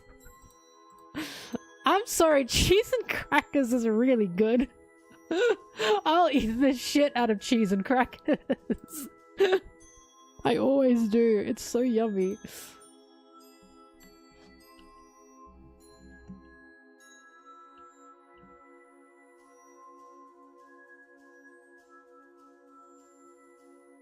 I know it's normal, but the Brits, I believe, did make that. The French made it cheese and bread, which is also super good, don't get me wrong. The French had... Wait, when did olives come into it? I want to say the French did that, but for some reason my head's going to Italy because of olives. But cheese, bread, and olives, like, you eat, and some dip, oh yeah, that shit slaps.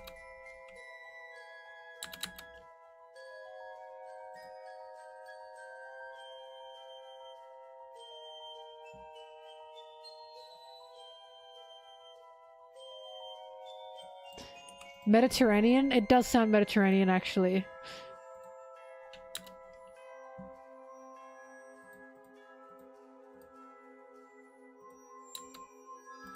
No, it could be Greek or Mediterranean in general. Olives were popular there too.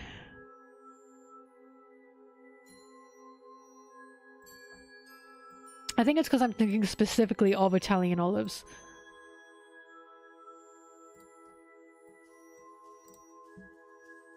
Either way, bread, cheese, and dips, or crackers, cheese, and dips. Oh yeah, it slaps. But I feel like the meat edition was definitely French. Yummy meats.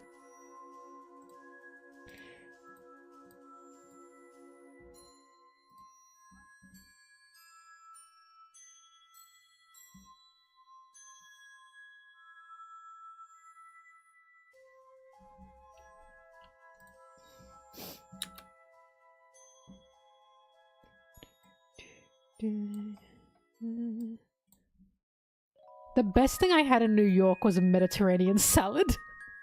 Ironically. Oh, and a bagel, actually. Your bagels are yummy.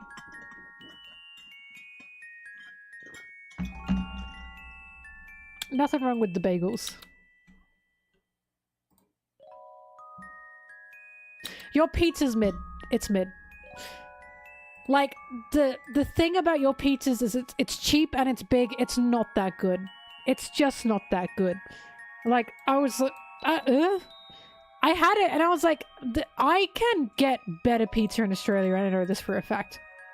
I think a lot of people don't know that tons of Italians live in Australia. Tons. So we've got tons of pizza places, especially where I live, run by, like, Italians who have immigrated here.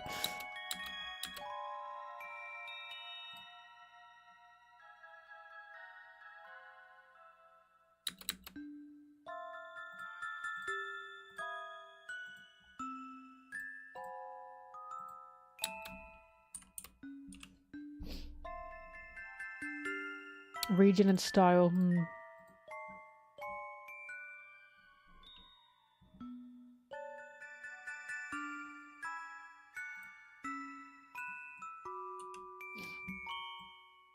I think New York pizza's just big and cheap. I think that's just what it is.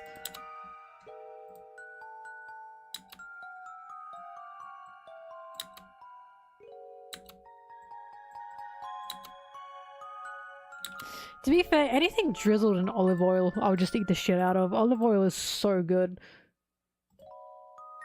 Southern barbecue. I do not want to go to the south. I don't want to go to the south. No. I know that barbecue in the south of America is good. But you can understand why it's like, I don't want to go there though.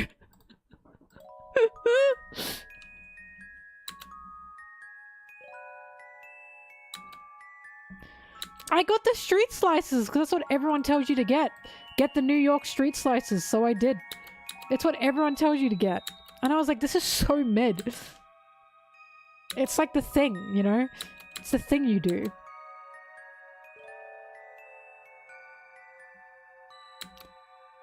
I don't think you can say that word. I think we've discussed this. That word is not good to say. Mods! Thank you. It's okay to forget, but remember for next time. Bad word.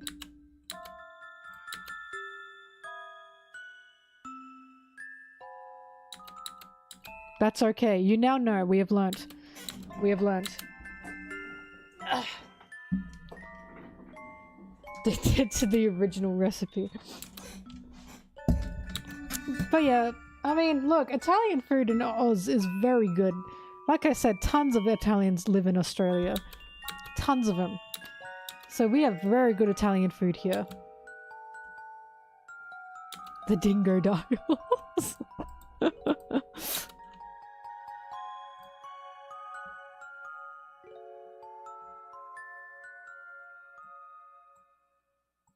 This music is a little bit scary. I didn't have spaghetti for Christmas, but for Christmas Eve, we had stuffed eggplant, meatballs, ricotta balls, schnitzel, pasta salad. That was my mum's side.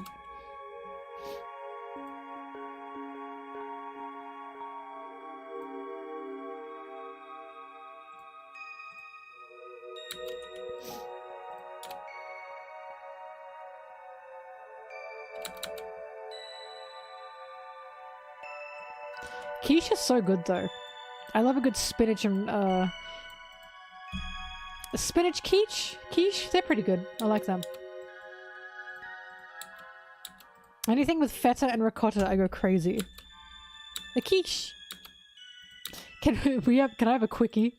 It's pronounced quiche.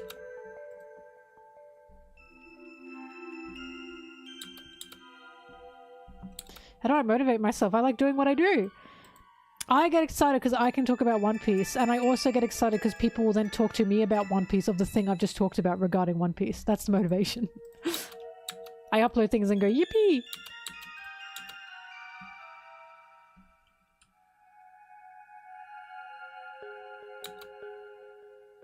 The west and east coast of Australia have any cultural differences?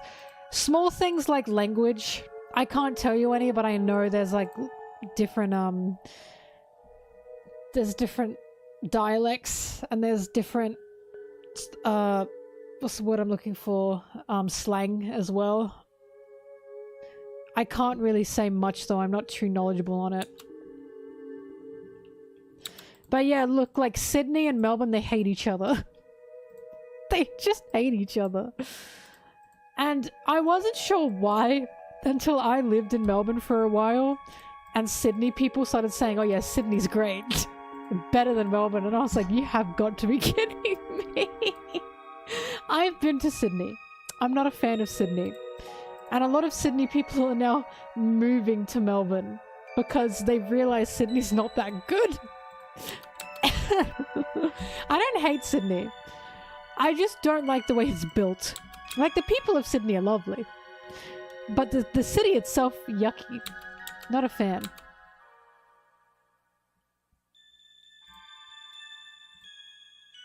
Like, it makes me mad that Sydney is like the tourist place when it's like, there's better places. God, Australian meat pie. What original food do we got? Well, a lot of our original food, like our white original food, we do not have much. But in regards to like Aboriginal Australian food, there's a lot more. There's damper. We have the food damper. But like, it's mostly the meats, you know? Kangaroo and crocodile. That's mostly due to Aboriginal Australia and their culture. But white Australian food, not really. Not really. We don't have much. We do have flat white coffee. That's Australian, I found out.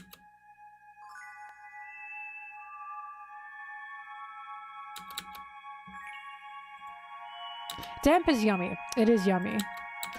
I have to look this up actually.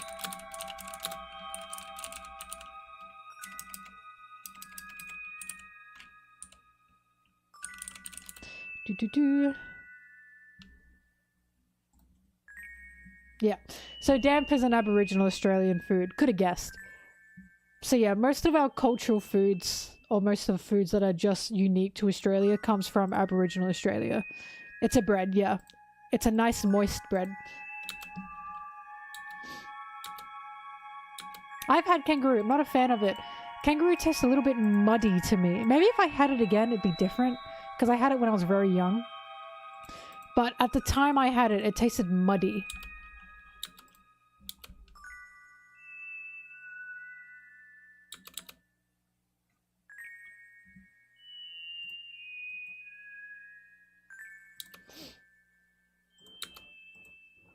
Crocodile tastes better than kangaroo in my opinion.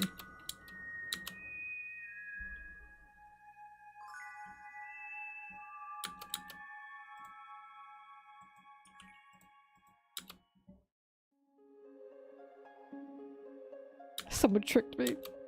Oh, finger limes, yeah! We do have finger limes. They're weird. They're not used much, I must say, but yeah, we got them. Limes that are finger-shaped. Awesome. That's literally just finger-shaped limes. That's really it.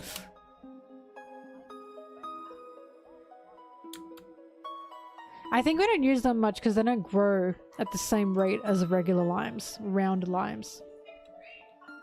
They're having fun out there.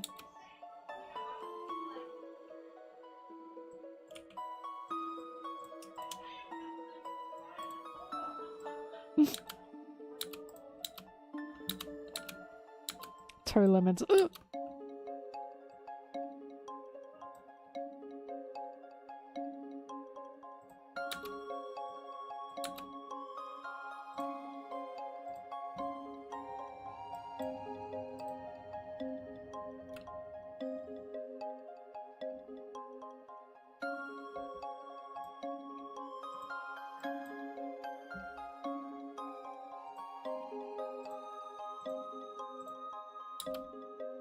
Oh yeah, we have Lamington.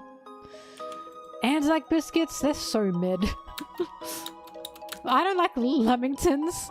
Pavlova? Oh my goodness, I thought Pavlova was... I thought Pavlova was Italian. Wow, I must have thought it was Italian because my Italian side always makes Pavlova. Always. Apparently it's Aussie and Kiwi. Either Australian or New Zealand, so we don't know. That's so interesting.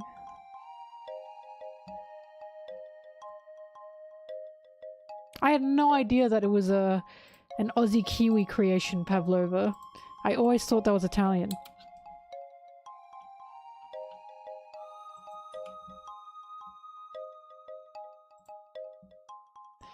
Comes from either Australia or New Zealand, we don't know.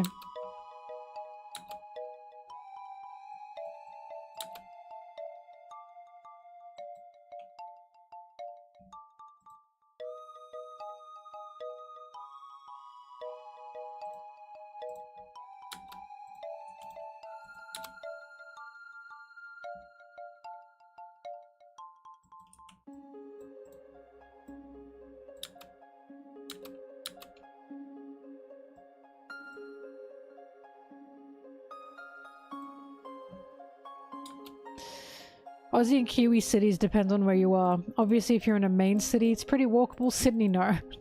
Sydney's not walkable. I hate Sydney. Sydney's shit and not walkable. But, Melbourne, very walkable. Brisbane, pretty walkable. I can't talk on the other cities.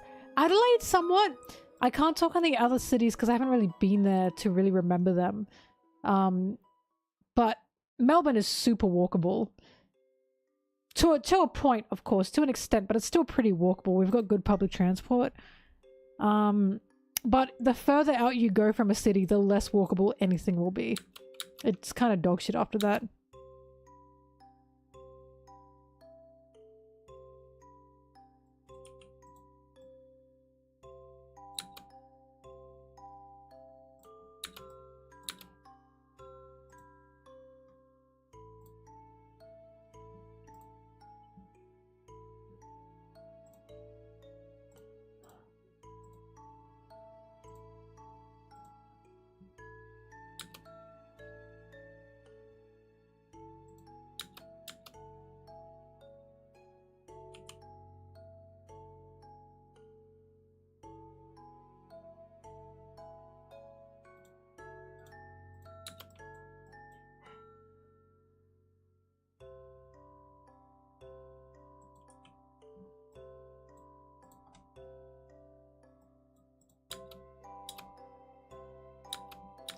Look, I grew up in a city that was not walkable, in a town that was not walkable. I did not like it. I hated it. I literally, when I was younger, told myself I will move somewhere where I do not need a car because I hate driving. And I did it. Little Mel made it out.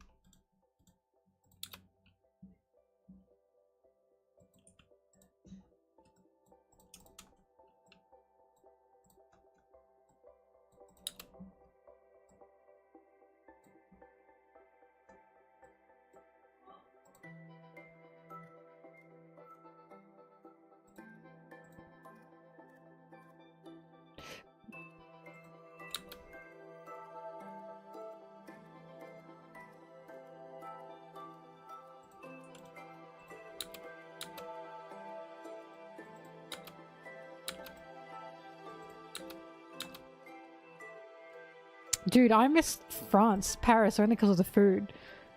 We had so much, oh shit, what's it called? The cheese in the pot, and you dip the food in the cheese in the pot. Cheese souffle, is that what it's called? Fondue? Souffle, what the fuck is souffle? Fuck, what did I say? Souffle? Is that a cake? Souffle? Fondue. But yeah, we had tons of cheese fondue when I was there with Sarah. It was so good. And snails. I love snails. I think snails are really yummy. I could not stop eating snails when I was there.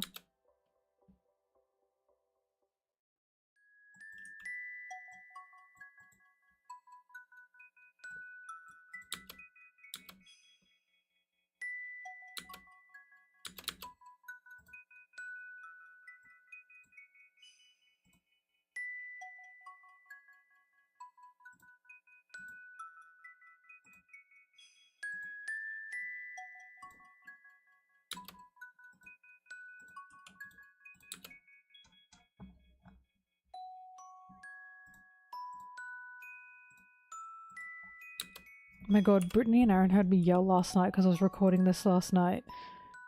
And I went, ah, at one point. And they're like, what was that? And it was because I was recording. Or so I thought. I was halfway through the page of recording and I was not recording. Nothing is more soul-crushing than that, I think. Because then you have to start again and you gotta get your bearings. Ugh. Luckily it was a short... If I did that during like the East Blue video, that would have actually made me end it. That's too much pressure. I would have had to be done for the day. It was just 3 pages this time around.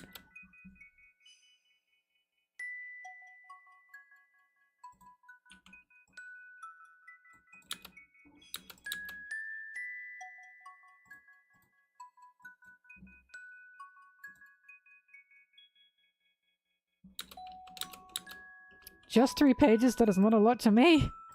Normal amount, very small amount for me.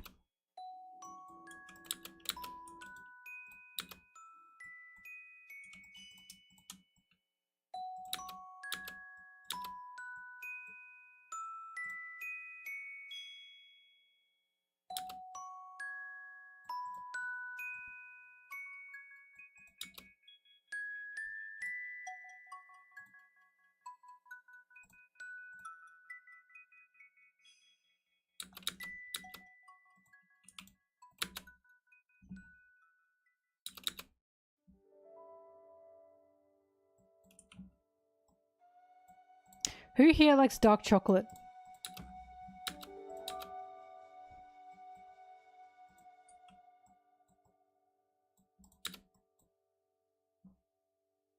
Oh, fucking course you do, Zim. Oh my god, that's unbelievable. Wrong, wrong, wrong, wrong, wrong, wrong, wrong. Everyone who's saying you love it, wrong. Disgusting. Dark chocolate is poo-poo chocolate.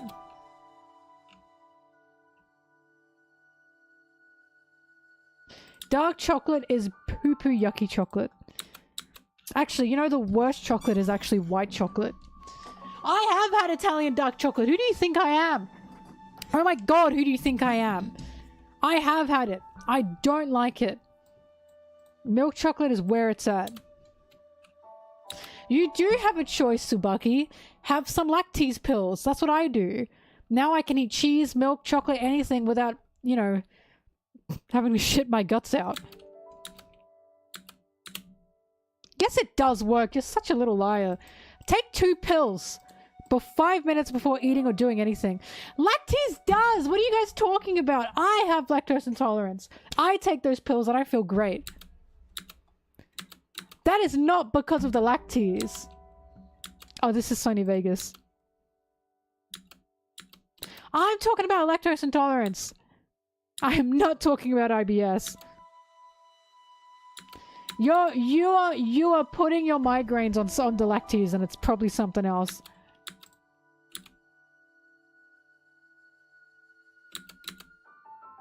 But milk is so yummy. Oh my god, dark chocolate's yucky. Actually, you know what's the worst chocolate ever? White chocolate. Oh my god, and you just said... No, white chocolate's like the bum of all chocolate.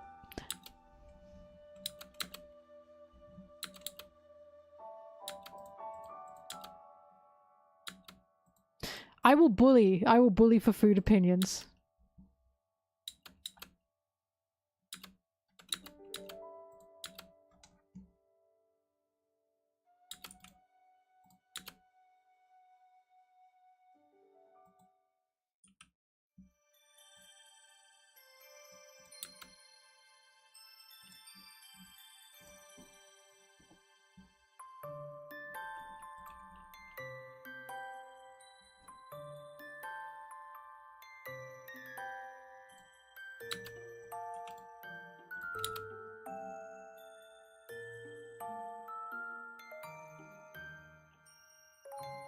I can take dark and white chocolate when it's like on things. When it's used as an ingredient for things, right? But on its own, raw dog? Nah, I can't do it. It's gross.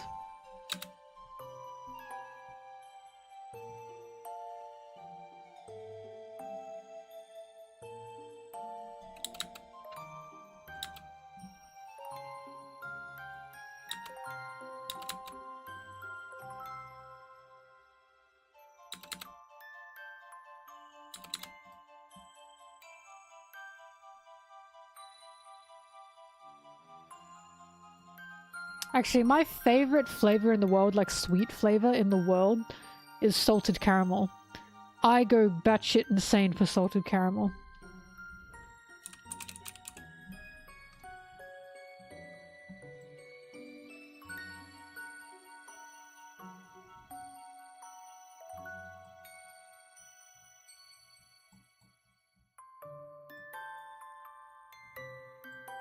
Do you like caramel? Sad. Underdeveloped taste buds.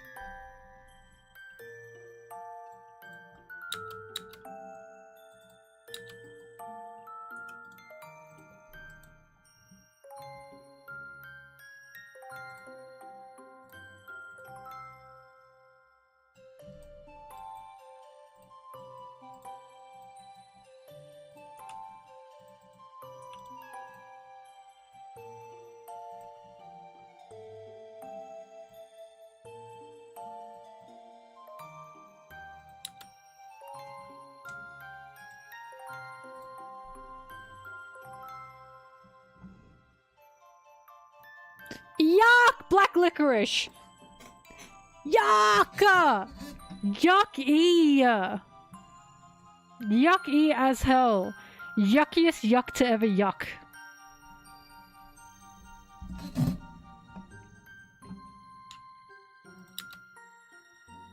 How that's a dessert thing is beyond me. Oh god, Zim. Where? How? You're like a picky eater, but then you're also like the most rancid thing. Something. What is going on? Thank you for the sub.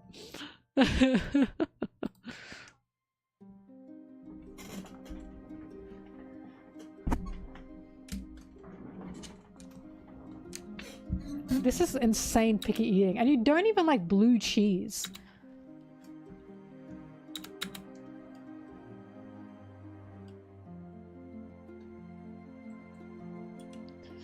I know Germans love black licorice. That's bizarre. Is red licorice even licorice? Or do they just call it that? Is it like white chocolate? It's not even chocolate.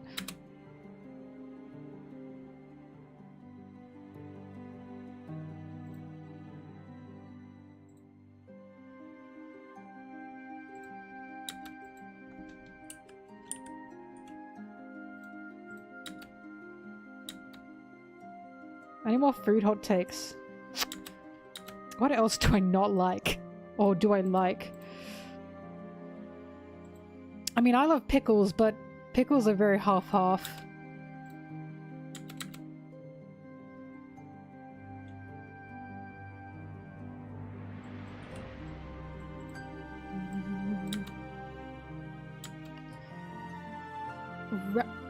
What the hell is that? Hang on. I gotta look that up.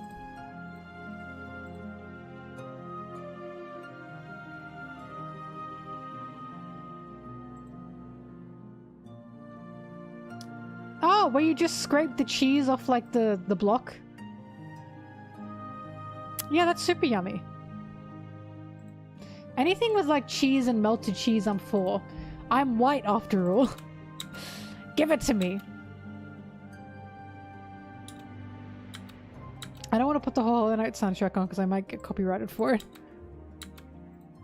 I think Hollow Knight's not very copyright friendly. I think I keep getting caught for it.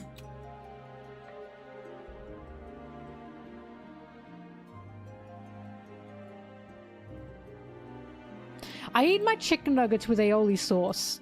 Is that weird?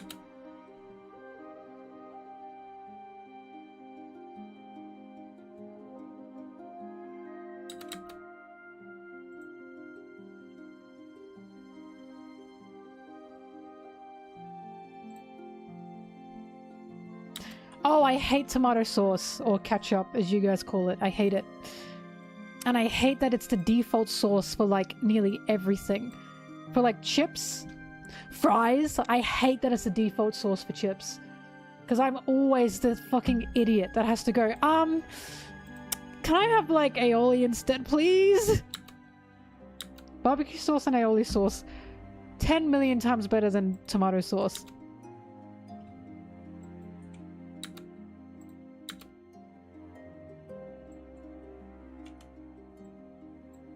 I don't know what Aussie dishes are more influenced by, I couldn't tell you.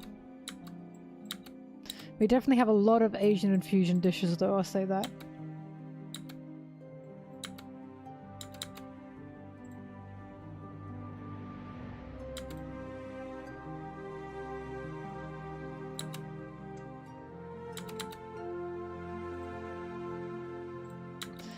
Aren't chicken nuggets just made? Aren't they just minced chicken?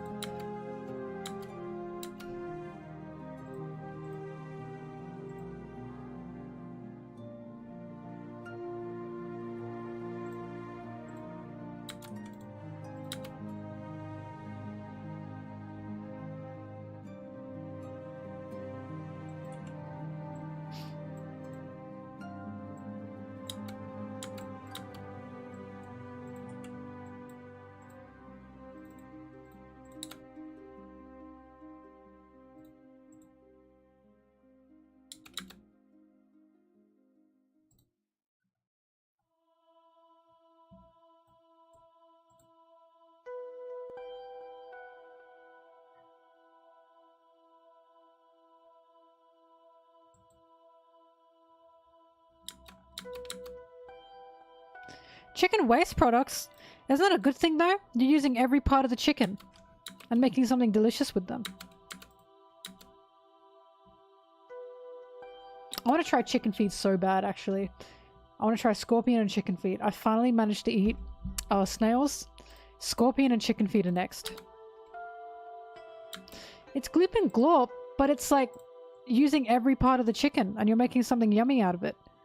I've seen it. I saw that one chef do it. He like showed a room of kids how they make chicken nuggets. And the kids still ate them. That be me! Like, it tastes good. It's still meat. You're using every part of the chicken. What's the problem?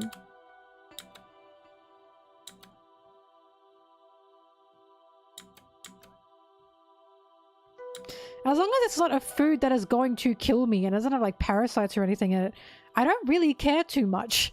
If it's yummy, who cares? Like, is there shit in the chicken nuggets? No? Alright, I'll eat it.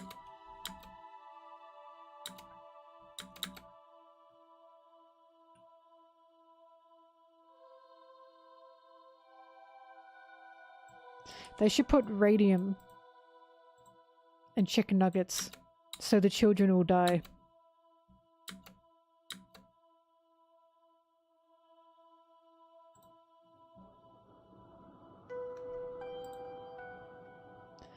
Look, I'm like a huge fan of using every single like part of the animal to make food. I think it's fantastic. And if you can make it yummy, that's just such a bonus. Cooked duck tongue! Oh my god, I'd eat the shit out of that because I want to try it. I want to try it so bad. That reminds me, I ordered those like chili like dough sticks from China because I saw it all over on Instagram. There was like, there's like these Instagram reels of like this, like it's like rural Chinese life, and this girl always goes into a shop and gets like the Chinese snacks. One of them looks like this delicious like chili dough stick. It looks so good. It's like a wheat stick or something with chili oil on it. And I had to get a pack of them because I need to try them.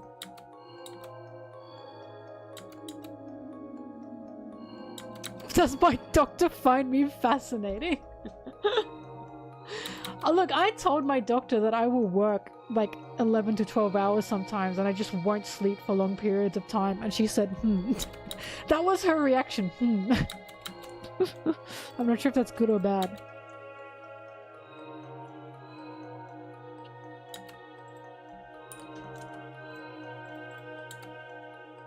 But look, as long as I know the food is safe, I'll eat anything. That's all I care about. As long as I know it's safe and it's humane, I'll eat it. Like, so long as the animal was not, you know, tortured beforehand, I'll eat it.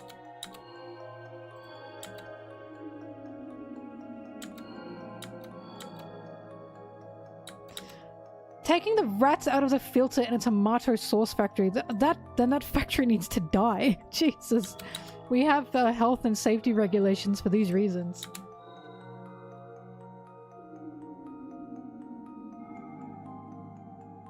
I've had horse meat. I had it in Japan.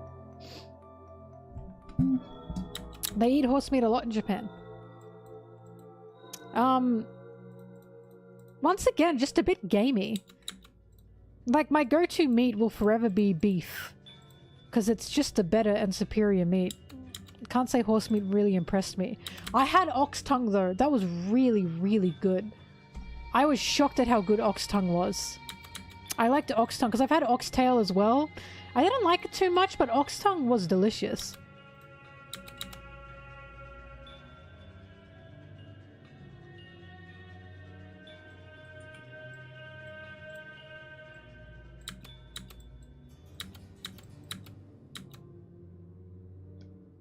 Bison/buffalo meat. I feel like I've had it before, but I'll search it out again.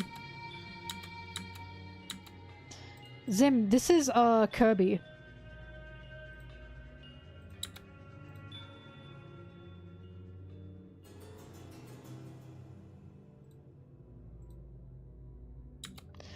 Ox tongue was just because for me they cut it into very thin slices and then they put a blowtorch on it to cook like one side of it. It was so, it like melted in your mouth. I can't really describe the taste. I just remember going, oh yum! It was just so flavorful and so good to eat. Yeah, I've had lamb gyros. Gyros? Fuck, I never remember it. But I've had that in shawarma. Yeah, we have that everywhere in Australia. When I say humane, I mean the animal is not tortured. So yes, animals die when you eat meat. My thing is, of course, that's just a cycle of life. we will kill animals more humanely than an animal we killed in the wild to be eaten, you know? Like the animal getting chased down, getting grabbed at, clawed at, bitten at until it can't run anymore and it dies. And then for us, we hopefully give the animal a better life as it is living, right? And then it's immediately one and done. It's dead, you know? There is no struggle. There is no running. And it's like, I've always seen eating meat as a cycle of life type of thing. Because it's like, you know, we were made to eat meat. And also, again, especially if you listen to like, I want to say like, because I was watching and reading things about like Native Americans, right? And their cultures regarding like using parts of the animal, eating the animal, or like using fur from the animal. And it's like you realize like using like, you know, plastic fur is worse than just using the fur of the animal, because plastic is going to be detrimental to the environment, right? And it's not as warm, it doesn't last as long. You have animal fur, it's much warmer, it lasts longer, and it will deteriorate naturally into the environment. And it's like these arguments were all like, it makes much more sense to me. Some people do need to eat meat, Perona, simp. Some people do. There are some people that cannot change their diet for the sake of vegetables or the sake of veganism or vegetarianism. Some people get incredibly sick by trying to do that. I had a friend who used to be vegetarian. He had to start eating meat because he wasn't getting what he needed in his body. No matter how much he ate, plant-wise, plant-based wise, he couldn't do it, right? Like some people do need to eat meat, and it's just an easier alternative as well to you could choose to use hemp clothing, but my point is, if you read regarding a lot of like native people and where they live, they will tell you that the fur of the animal, the skin of the animal, that is going to be a lot better for not only yourself regarding how it lasts and the warmth that you get from it, and also just in general for the environment. Again, just don't torture the animal. These animals will die anyway, right? And humans, the way we treat animals and the way we treat them before killing them is a lot more humane than nature treats them. A lot more humane. So it's like, I just see it as a natural cycle of life. Because in the wild is not forgiving. Nature is not forgiving. We are a lot more forgiving to these animals than nature is. So long as we treat the animals right. Just don't torture the animals. And yes, it is a lot more humane. Especially regarding, like, there's that, and then there's like pumping chickens with hormones. That's bad, right? That's terrible. I don't like vegetarian meat. I don't think it tastes very good. But you know, it's in defense of whatever. So it's like, if you don't want to eat meat, that's fine. But the way humans will treat animals and put down animals... Perona Simp, you cannot believe it if you don't want, but I'm telling you exactly what has happened to my friend. He literally had to go to the hospital because he had a sickness before his vegetarianism regarding what he had. And he had to eat meat. No matter what he ate, he could not get enough in his body that meat was going to give him. The iron, it was very good for him. But it's not about the meat itself, it's about the overconsumption. Meat's fine for you. Meat is perfect for you. It's the overconsumption of it that's the problem. So if we then move to vegetarianism, to veganism, then that overconsumption will become a problem. Like if the whole world moved to veganism and vegetarianism, then that will suddenly become a problem, and suddenly eating meat will be seen as the better thing to do for environments. It's not the meat itself, it's the overconsumption of the thing. That's the problem. Which is why, again, when you talk to native people within countries, they will tell you it's mostly better to go to your local shops, right? To go to your rural areas. It has nothing to do with the meat itself, it has everything to do with the overconsumptionism. You should just support the locals and not the huge industries. That's the biggest problem. Because yeah, meat industries are gross, and that's why you should not support the industries, you should support the locals.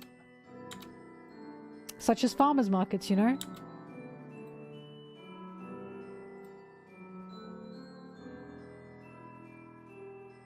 Lola! I mean, I used to think about plastic a lot.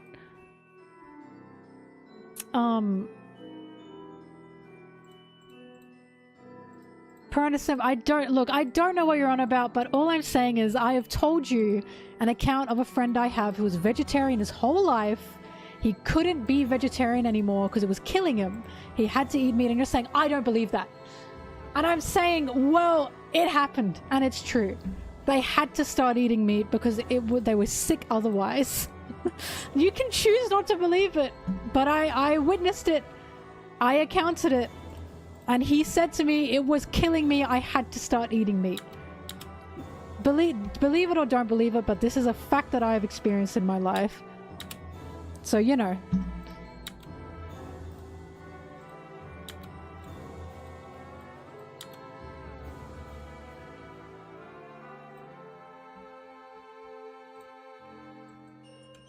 Mm-hmm.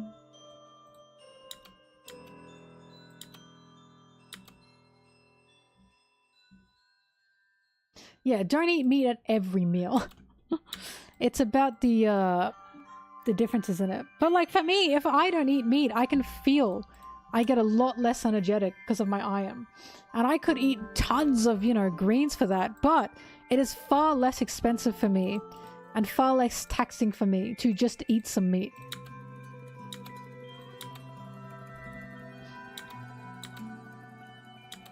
Dude, palm oil, soy is terrible, especially palm oil. It is terrible for the environment, right?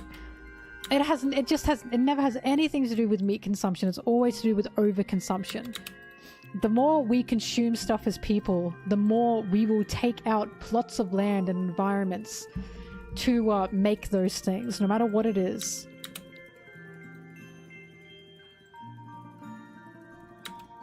As it says, there is no ethical consumption under capitalism, and that's a fact. No matter what you buy, no matter what you eat, there will be no ethical consumption under capitalism.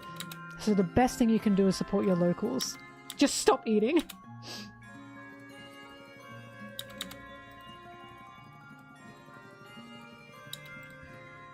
Martini, it happened to you too, yeah.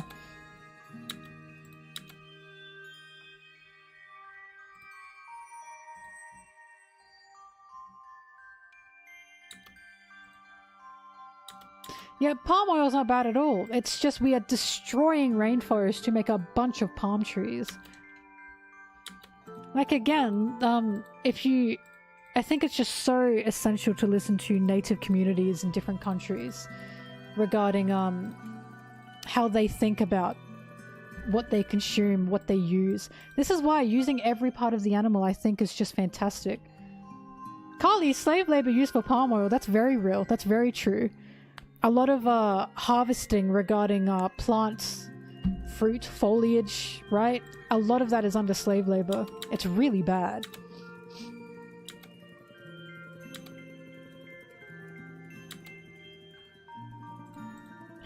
Okay, look, Piranha-senpai, I understand, but you have to realize how that came off. I said to you this happened, and you said, I just don't believe that. It was a bit odd.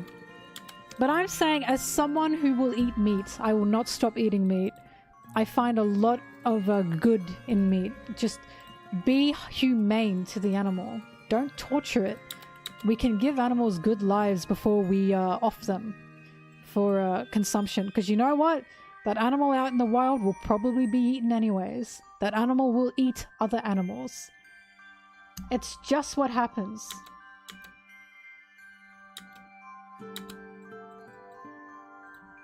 Again, it's overconsumption. I just see it as a cycle of life.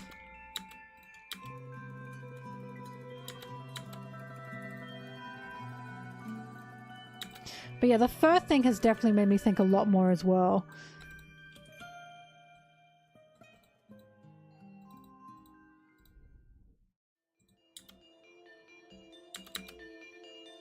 We can't grow anything in our Aussie deserts. That's like a whole thing. That's why no one lives there.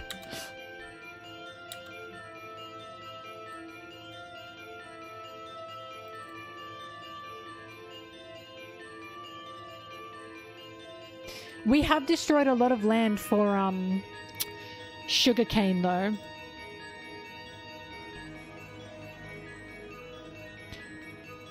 Well, look, you can argue the morals, but here's the point. If we're not wiping out the land for, like, cows, we're going to be wiping out the land for something else. The point blank, it'll just always come down to overconsumption. Always. It doesn't matter what it is. It matters, you know, or like, what's the word I'm looking for? It doesn't matter the arguments here. It matters that no matter what, we will be destroying land, destroying rainforests, destroying the earth for something that people want. It'll always be overconsumption. That's the problem.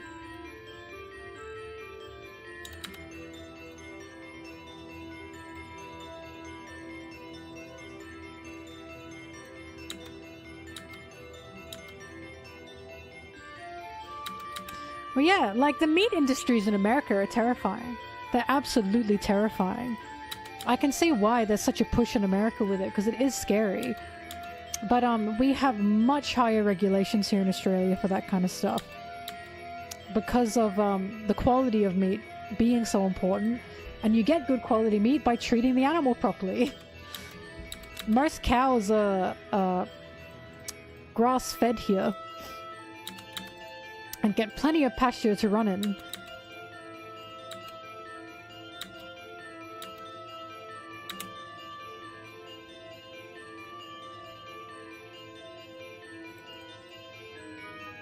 The lives of animals matter, but my point is that animal will be dying in nature anyways.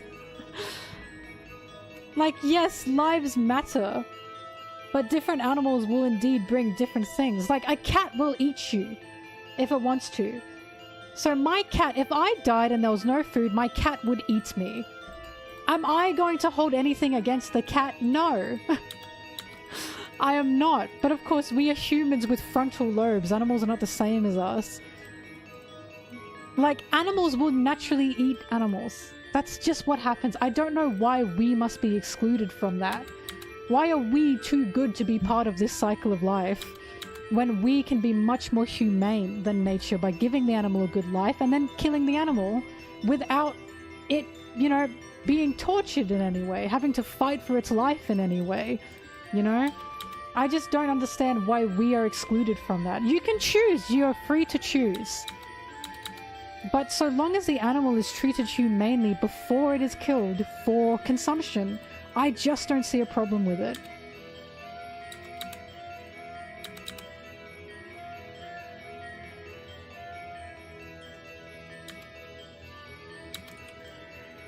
Because to me, it comes down to, if I were stuck in a situation where, let's say I was stuck in a forest.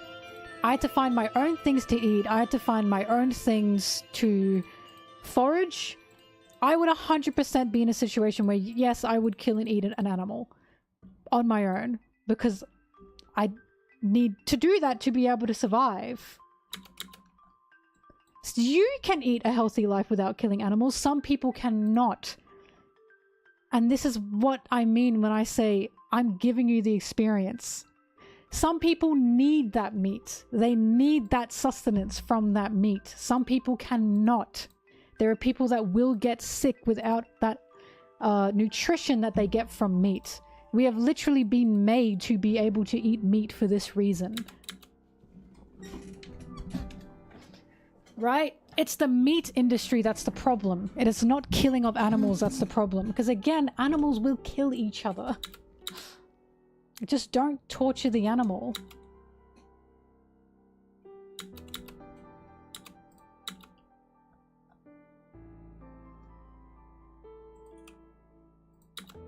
But yeah, meat, I just think meat is totally fine to eat. It really is just the industries.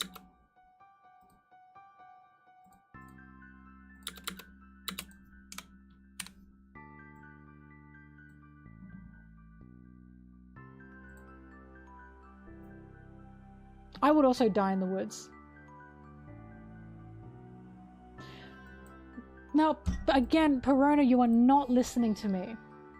I have given you an example of someone who's been vegetarian their whole life, and at some point they couldn't sustain it anymore. Someone else has even had that same experience. You are actively disregarding that information and saying, I don't believe it.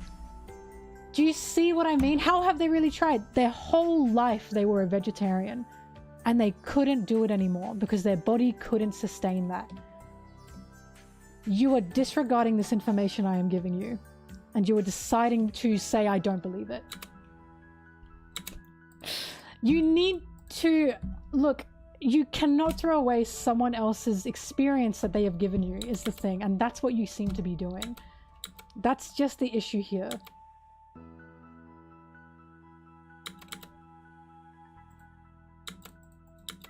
Like, you cannot say, I just don't believe it, or I find that hard to believe when someone tells you their experience.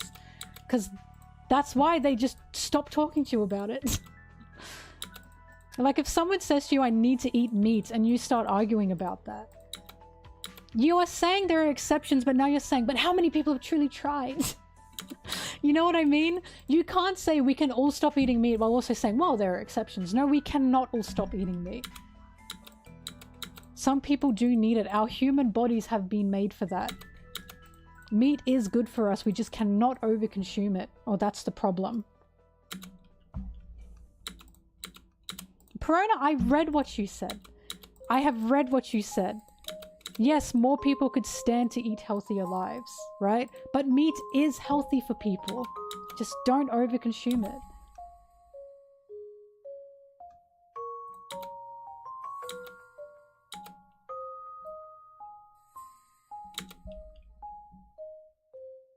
The friend I had that was vegetarian actually was Indian. And obviously his culture, you know, called for that, for being vegetarian. And at some point he just could not do it anymore. He got too sick from it.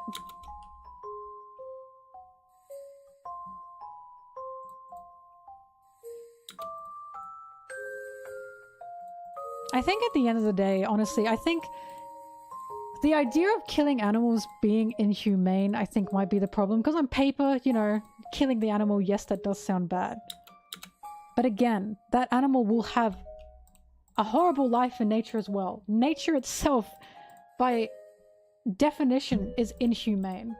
The way nature handles itself, the way nature exists, the cycle of life is inhumane. You know? Like, an animal will have a worse life, or not a worse life, but a more natural life, you know? Out in the forest than it will in on a farm where it'll be safe. Like, you watch those nature documentaries where you have lions running after antelope, you know? And you have the antelope fighting for their lives. Or do you watch the other way and you have the lion, they can't eat, they're starving, they die of either dehydration or starvation. And it's like, you look at that and you think, I think we're giving our animals a better life before consumption. We are much more humane with our consumption as creatures than we are with animals in the wild.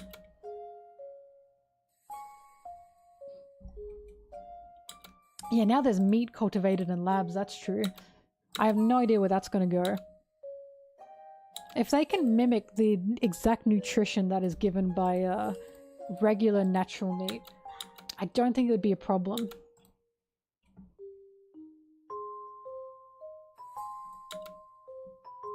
All sorts of interesting things. But yeah, I love watching videos of any person who is like native to their country. Mongolia I saw one of, and like how they harvest the animal, how they prep the animal, the parts they use of the animal, the like conservation of the animal. It's just incredible.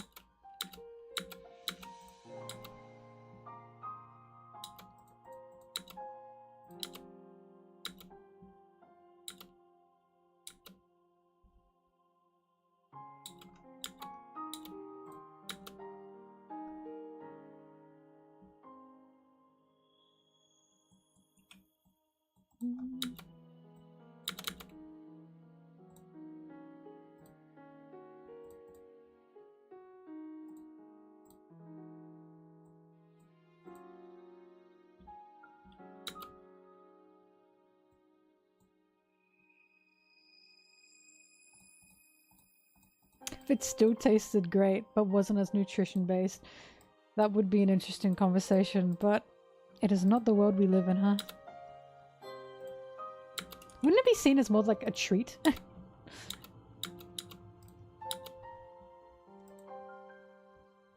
Farewell.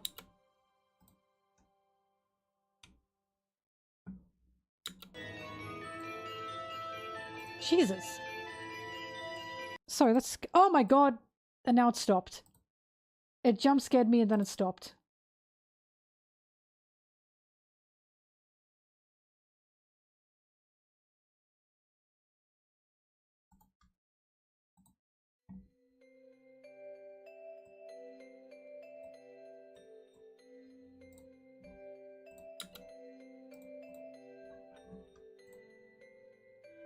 I remember laughing so much at Sanji though, because I remember I was talking to Anna about him as he's a cook, and I was like, but I wonder where he like drawn the line of what he, because a lot of animals in One Piece have a more humanness to them, and I was like, I wonder where he'd draw the line with like what he'd kill to cook. And I was like, maybe, and I was talking to Anna like, well, maybe if they like actually like spoke and had that like frontal lobe, he wouldn't kill them. And then he tried to kill Chopper. And I was like, oh, never mind. It seems anything is on the table.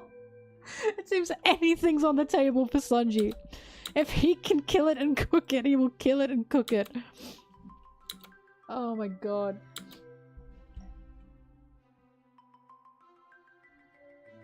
The monkeys by Mihawk's Manor.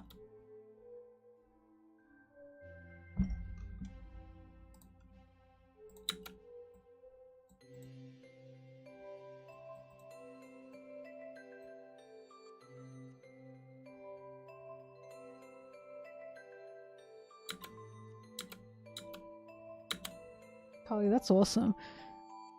But yeah, because I read an article that someone who was a Native American wrote regarding plastic fur and how they were trying to explain plastic fur is actually worse and a lot more damaging than just real fur.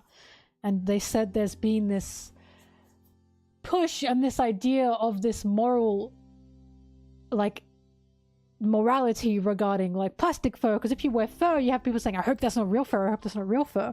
And they said, speaking as a Native American, or around, they said, quote, they said something like, speaking as a Native American, like, Native American people will still wear fur. We will still harvest fur because it is thicker, lasts longer, it is better for the environment, and it's also just a part of the culture as well.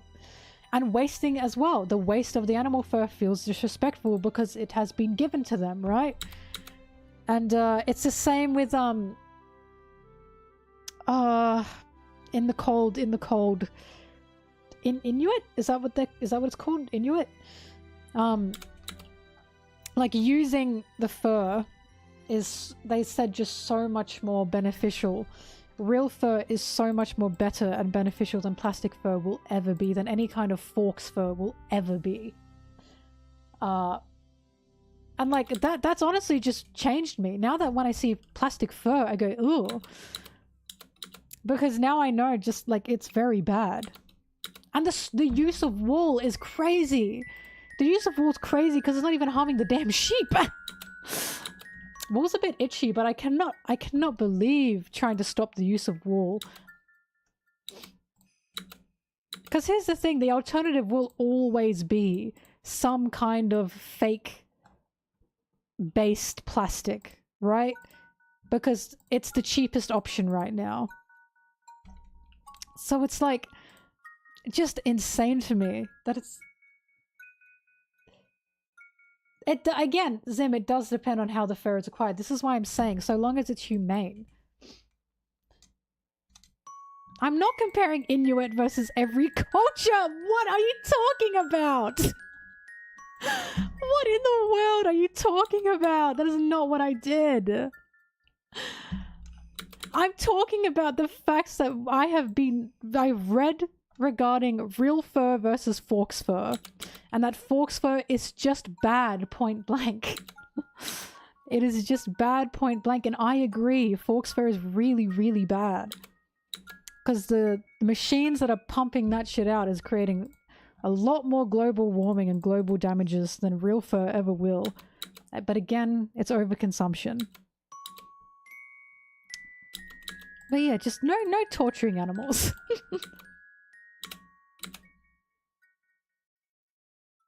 I can't use wool because it's too itchy. No, wool's not bad. Wool's very good, but it's just too itchy for me. Sheep need to be sheared. Oh, they can't move. That's such a weird animal.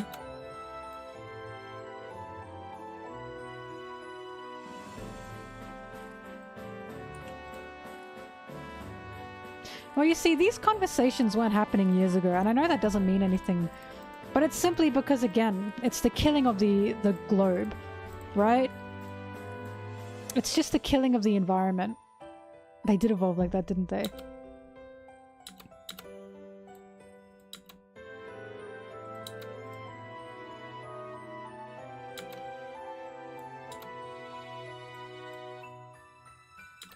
Because I used to think real fur was bad. I used to think it was morally bad until I read these accounts, and I was like, well, now that I think about it, it definitely is better to use real fur for the environment. But again, it just depends on how it's harvested. Like, I just, no animal torturing. That's it. That's my line in the sand. No animal testing, no animal torturing.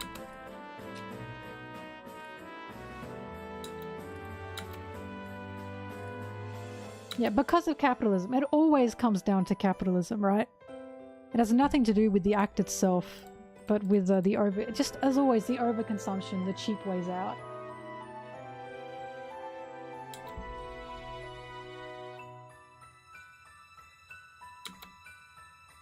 Well, this is why I believe in, no animal testing. Oh god, but it is, when I say animal testing, I do mean like stop putting makeup on like rabbits, you know? But there is also a debate to be had about like lab rats, you know? Because on one hand, I don't like that it happens, but on the other hand, we do make strides regarding health and medicine, don't we? With lab rats, so it's like, it's hard!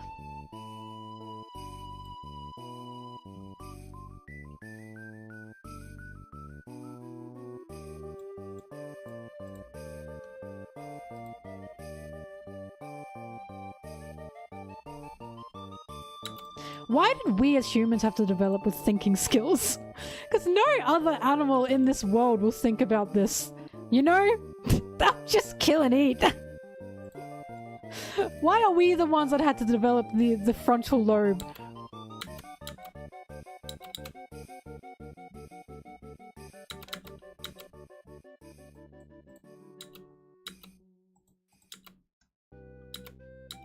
We had to be the monkeys that evolved with not just opposable thumbs, but with thinking, with cognitive thinking skills. It's a curse.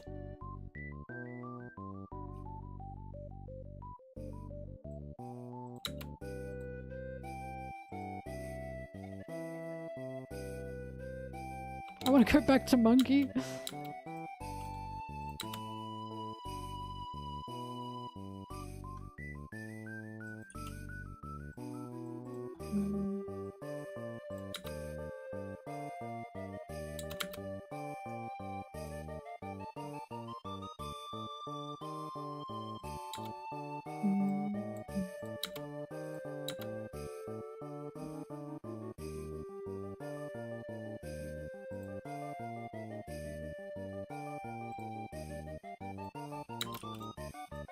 Where am I at with this? Oh, I've got one whole track left. Hello. I think being an orangutan would be nice. They look like they live good lives.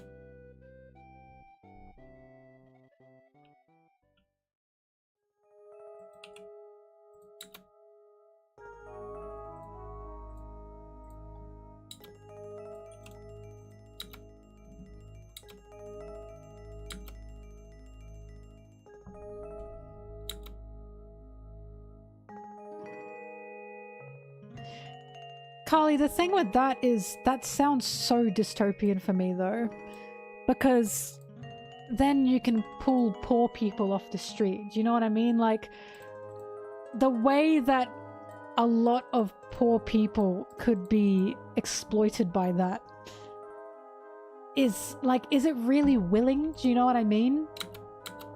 Like, there's always going to be problems with this. Like, is it really willing if someone has no other choice? Because they just don't have the income?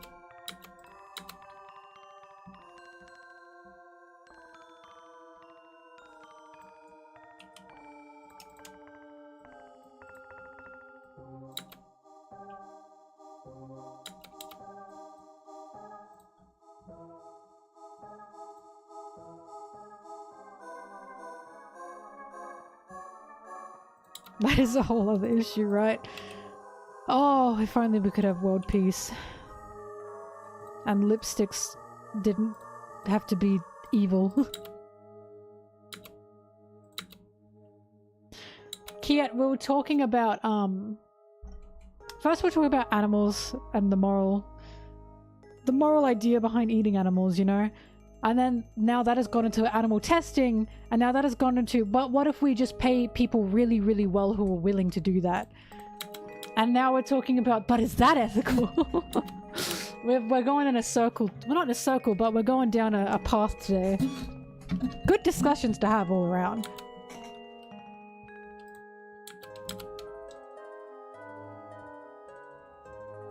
A fun spiral, right? Maybe One Piece should talk about... I bet One Piece... Oda! Talk about the poor being exploited for the use of, like, the 1%. As if he hasn't already talked about that.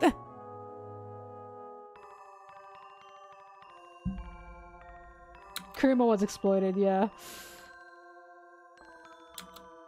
Oh, there is not... No...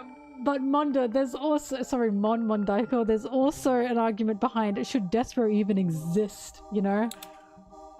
Like, then we've just got even more moral dilemmas. Because I personally do not believe in the death penalty.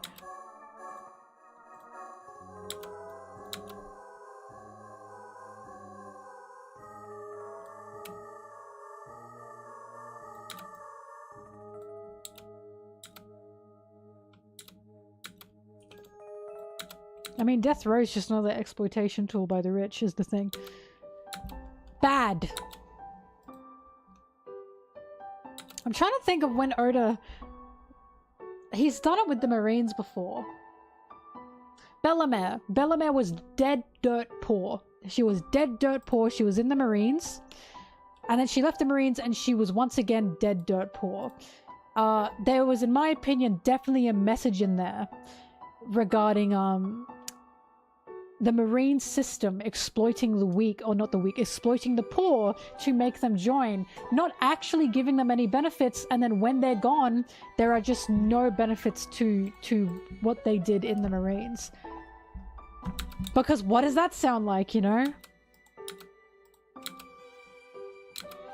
Exploiting the poor and the uneducated to be soldiers.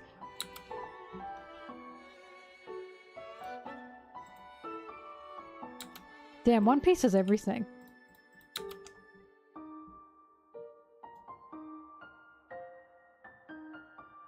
Kali.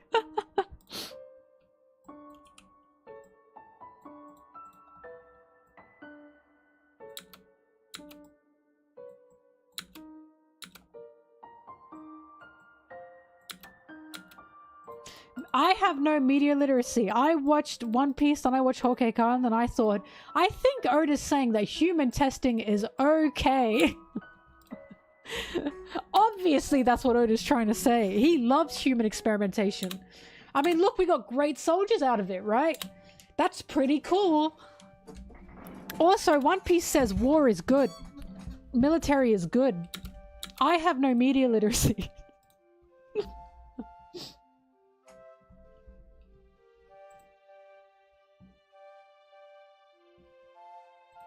That's right, Luffy, Luffy, there was something like that, wasn't there?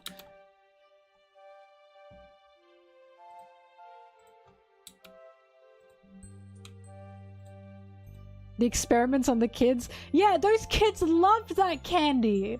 What? Caesar and Monet loved those kids. Obviously, this was a good thing. Because those kids, they were in a safe environment. They had fun. They liked Caesar and Monet. They got delicious candy. Obviously, this is good, you know? This is presented as a good thing.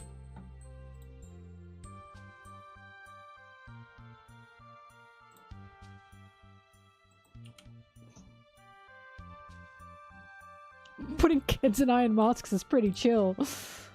How can we bend that to be a good thing? Well, Sanji just had to toughen up, right? Judge was looking out for Sanji by making him tougher by doing that. Obviously, Judge loved him because Sanji became super strong. So, obviously, that's good. Kaido was handing out... He was just giving people smiles. He just wanted people to smile. Kaido's actually the good guy. That was more Orochi though, wasn't it? Candy. Bro, those kids were getting free crack. What a giving person Caesar was. I can't keep this up. Oh god.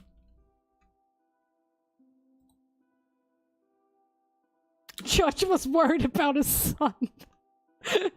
He tried to protect Sanji by putting him in an iron helmet. No! Oh god. I wonder if Sanji would cook mice actually. Do you think maybe that's the one animal he wouldn't?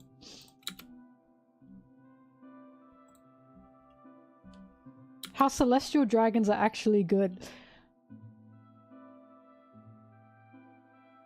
Well, laws have to be made and rules have to be made, right? They're just keeping the peace by keeping people civil, you know? Right, like the tribute that these people have to give them. Well, yeah, they should, because the celestial dragons are making sure the world is at peace. They're making sure the world is currently livable and currently easy to maintain. So they are giving these tributes to the celestial dragons as a thank you. It makes perfect sense. The government slaves got a lifetime supply of food.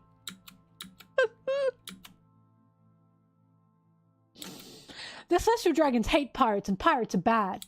The pirates are trying to not keep the peace. See? Actually, they're good for the world. They let women be celestial dragons so they're not sexist. True, they're equalists. That's so true. Girl boss celestial dragons.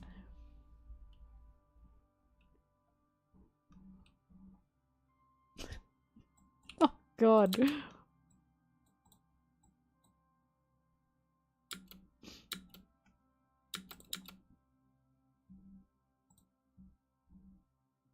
Celestial dragons are victims. Defend Doffy. Oh, that's easy. He was just a child. He was just a child. And all he wanted was a family. Easy as shit. You know why that's easy? Because I see people do that every day. I see people legit defend Doffy. They took his slaves away. He couldn't do anything by himself.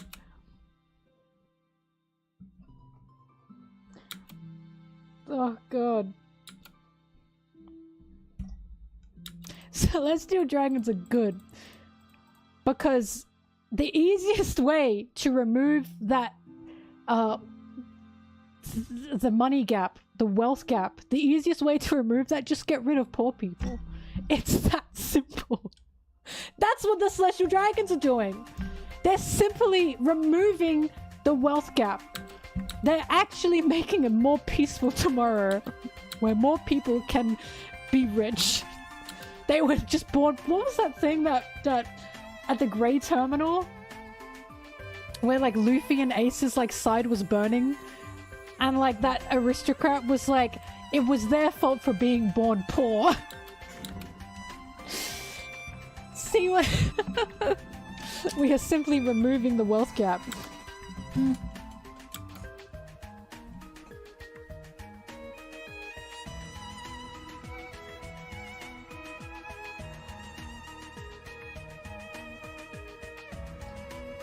So this philosophical aspects of the religion and practices for the sake of it. Oh!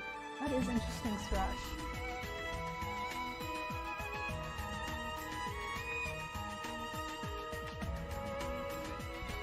Oh, culture's so cool. History is so cool. I'm convinced. Long live the celestial dragons.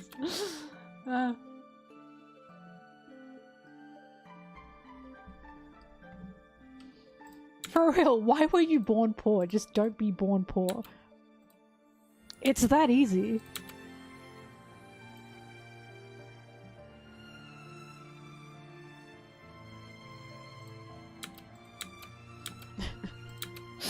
I think that's my best one yet. They're just trying to stop the wealth gap.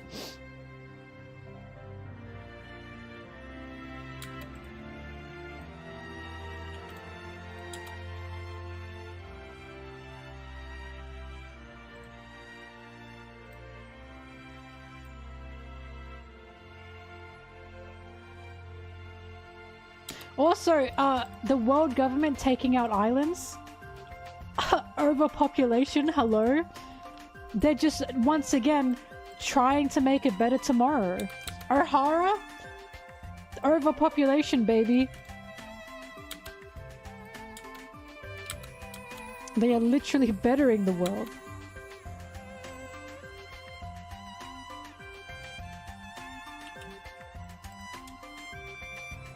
I know, guy with 3 eyes, I'm so aware. It hurts, right? It hurts that these jokes are someone's reality.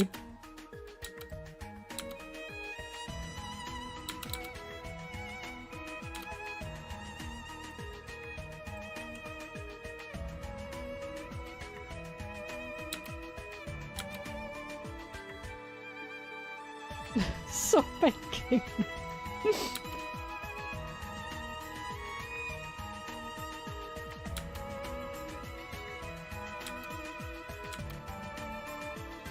Ice-T, glad to see you back.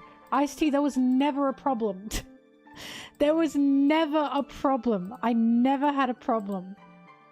I apologize if the joke I made was not enough of a joke to be able to notice it. But I promise you there was never a problem. Be as active as you want to be. I was gonna say, what if someone stumbles into the stream and they're hearing me say this shit? They're gonna be like, oh my god, this woman's a psychopath.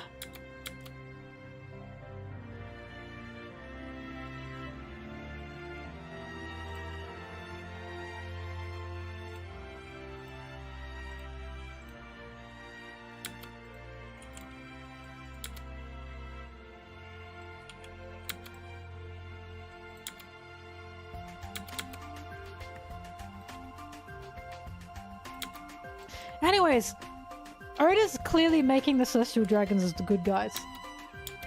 That's how I read One Piece. Also, it's the correct interpretation of One Piece. No! No! Oh my god, don't say that.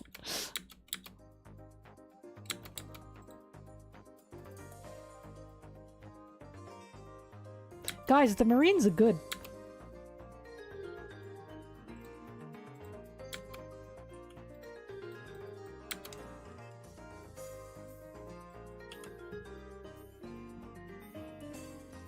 Luffy's a terrorist trying to revive a dead cult and destroy the world. Yeah. Yeah, fuck that guy. He's actually an anti-hero. Protagonist my ass.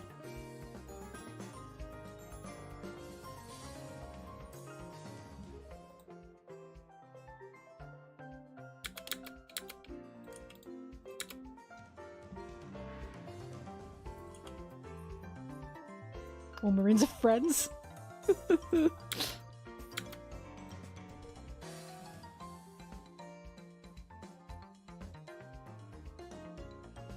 Guys, we have to do something about the Straw Hats.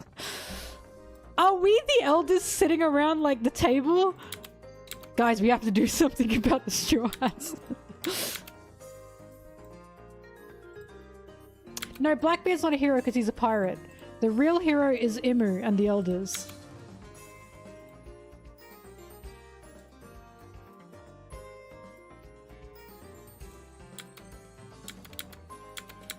Shirahoshi should have been honored. Thank you very much.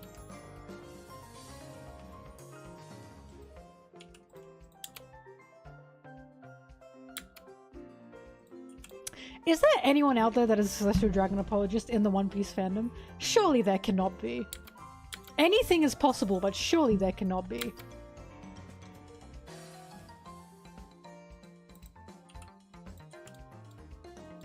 You know what I found out? I found out lobsters used to be a peasant dish. Because I found out lobsters used to be like... I nearly said ass eaters. Bottom feeders of the sea.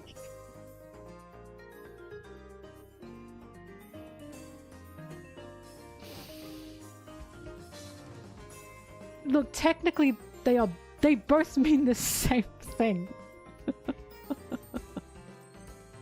Technically they are both the same thing, but... Anyways.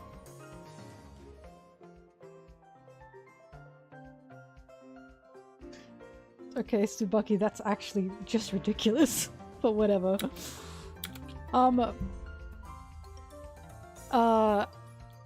What was I saying? I found out lobsters used to be a peasant dish because they're bottom feeders. And somehow it just became a rich dish.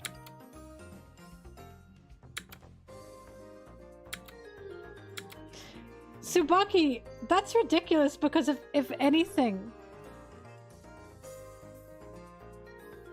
If they represent anything, they represent like monarchies, like especially the French monarchy. The Celestial Dragon hoof is literally the view from Versailles Palace. I have no idea where that came from.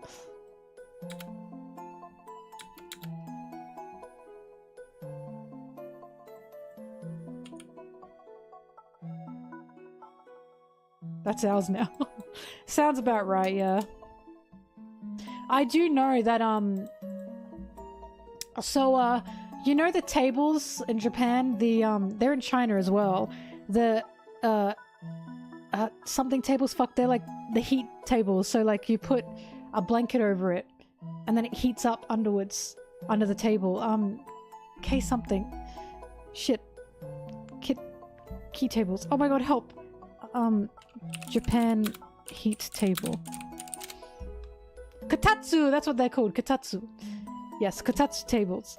I found out those used to be a poor thing. And I found out it used to be, you just like dig like a hole under the table or something. You'd have like a little hole or whatever under the table. You'd fill it with hot coals and then you'd cover it and then you'd put a blanket over the table and that would keep in the heat. And I think, especially it was in China, so many people, especially royals, would die in China because it was so cold.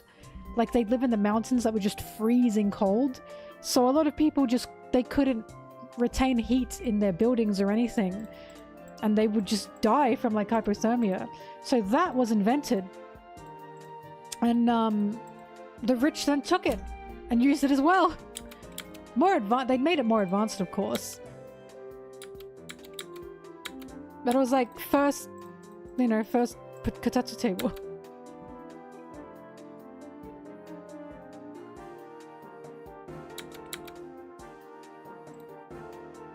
Expensive restaurants tend to just be the fact that it's expensive. Not the fact that it's yummy. It's just expensive.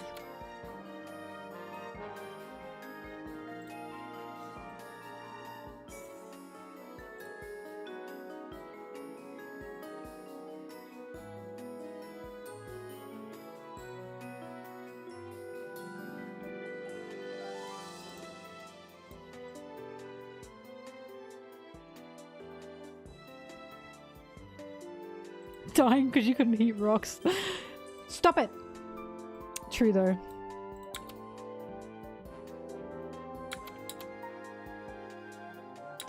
It's not always the case. If the food is good, it's good. But a lot of the time, it's just rich people have money to spend. So they're just going to spend it on super expensive food. That's not even good. Like gold leaves? That does not taste better. That's just a novelty.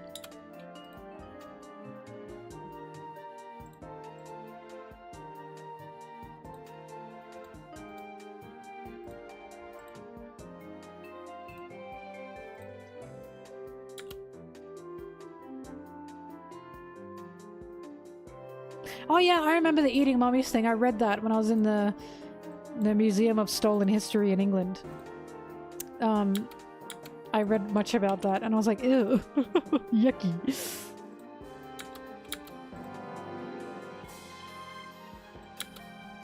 I've had truffle. Truffle sauce. I haven't had truffle on its own, but I had truffle sauce. Truffle sauce is yummy.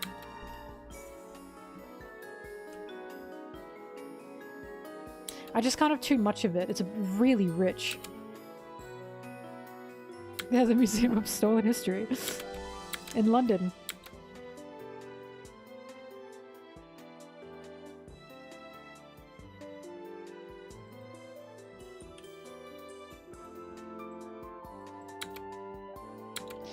I remember playing Stardew and I'd always work towards getting the truffle pigs. And then I'd turn the truffle into like oil. And I'd make bank! I'd make bank. But do you want a Stardew hack? If you want a Stardew hack, work towards getting like a wine cellar. And then only use your fruits to make wine and only use your milk to make cheeses. And, you know, some days you'll have like not as much money. The second it's like wine day or cheese day, you get so much money. And then you can just fuck around in the mines.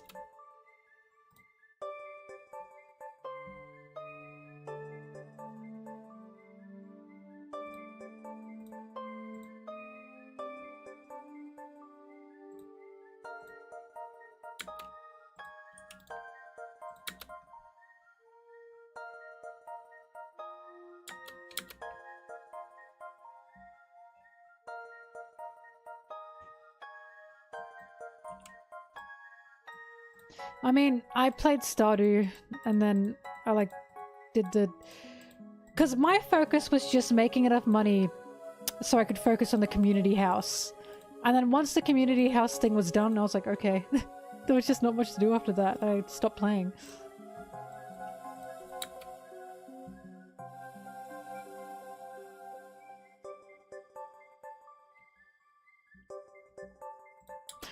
Oh my god. I did not say that. I am not a celestial dragon.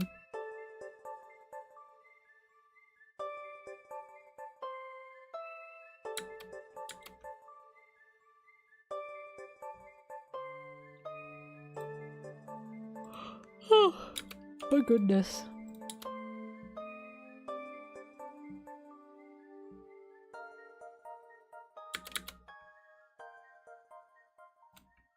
I haven't played it in a while. I know there's updates now. But I'm so scared of playing it again because I will get addicted to it. And then I won't edit. And that'll be really bad.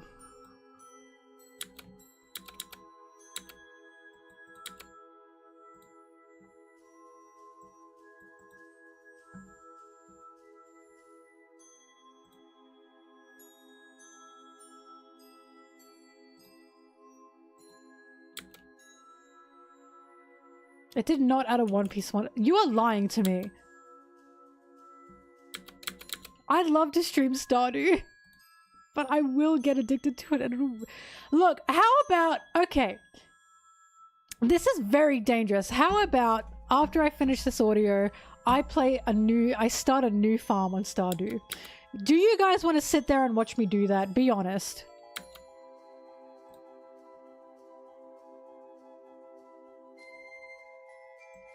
I don't like The Sims. I never liked The Sims. It was too boring to me. do, boys?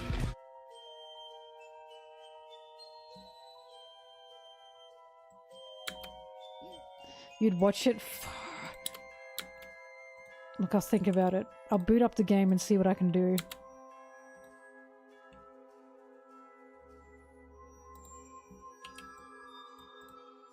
Zim, that's too nice.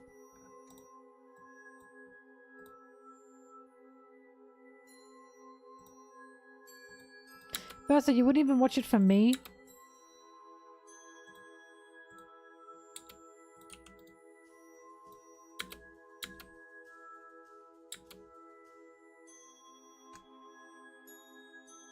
You know, I am actually excited for the updates because I don't know anything about them.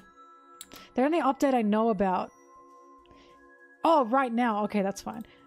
You'll be there another time though. But the only update I know about is he had to change the cross from red to blue on the hospital building because it's against the Geneva Convention. That's like my... That's like my favorite fact.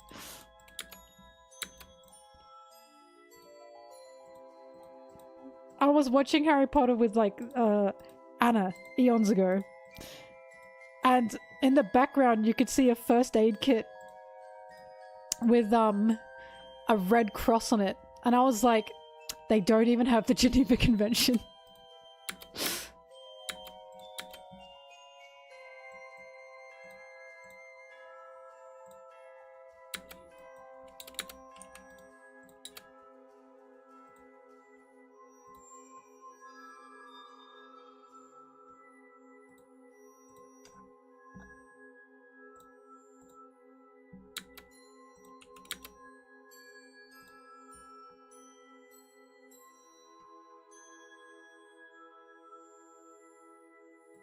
Well, this is a short stream is the thing, because I'm nearly done with this. I have nothing else to do today because I don't want to work on the visuals today.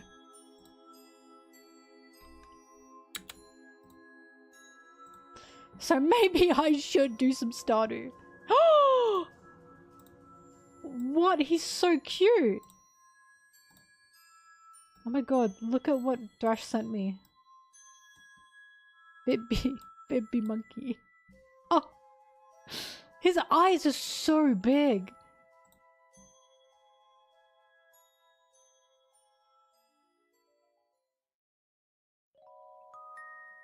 Shut up, Carly, but you're right, but that pissed me off. That forehead. The thinker.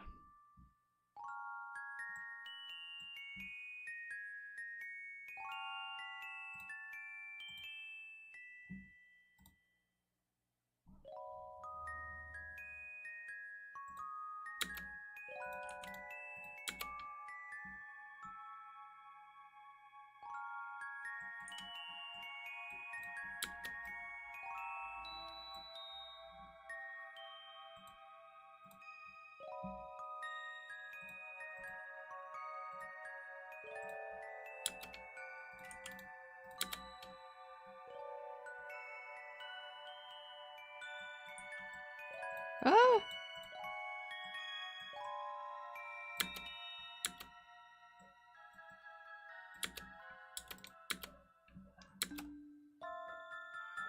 Did the update fix Grandpa's shit bed, by the way? Or is it still there?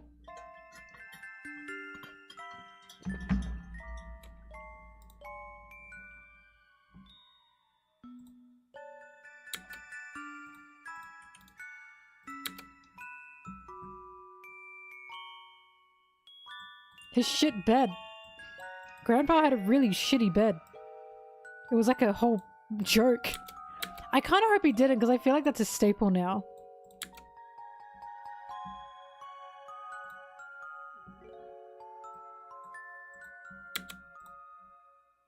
You know what? If I play it, you'll see it. Maybe. No, he has to sleep on the floor. Yeah, I wouldn't change it because it's just so iconic. No, not literal shit. His stupid bed. Made of stupid.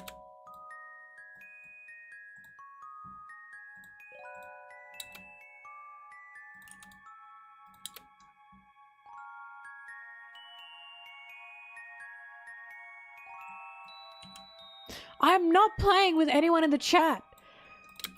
Because it'll make me mad. It's my farm. Mine. Oh, I love Haley in Stardew Valley. I love her. She's who I romance.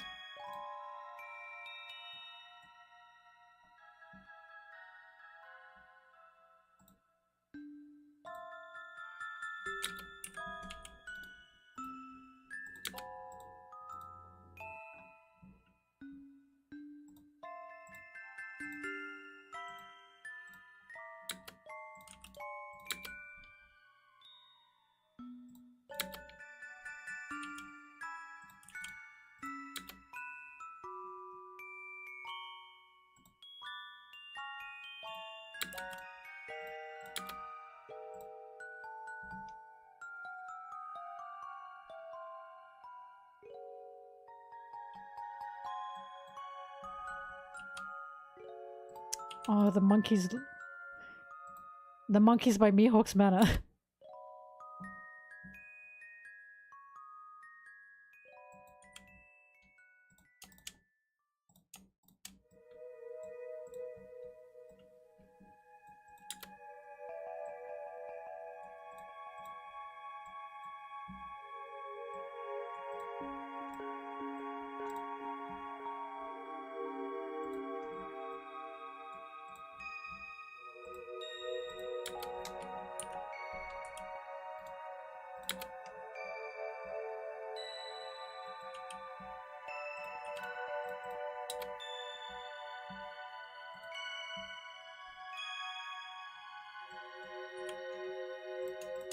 At first I romanced, well, no, it was Haley first, and then I tried the others. I tried Sebastian Seb, and he was like, kind of he like annoyed me.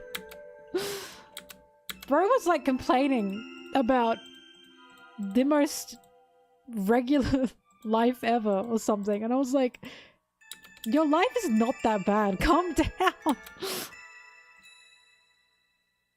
He was like, oh, my stepdad's always like trying to be like nice to me, and then you see his stepdad try and include Seb in something, and Seb's like, boo, fuck you, and I'm like, what the fuck? Why are you so mad at this man?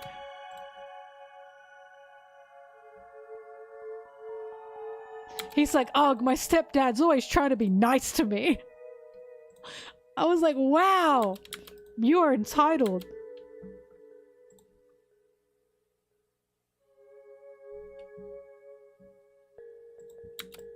The one guy everyone thirsts over, for some reason in my head, that's Shane. I don't get the appeal because I'm not exactly into bum middle-aged men, but yeah, there we go.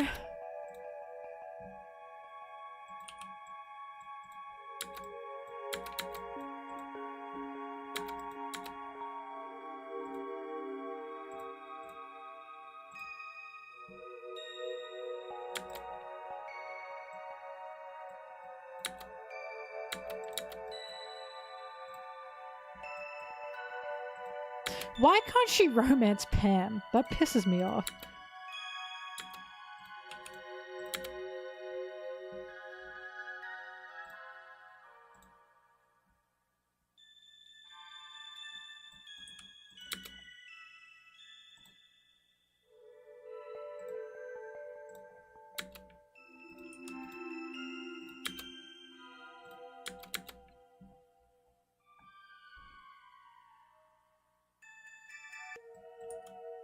This music is so ooh.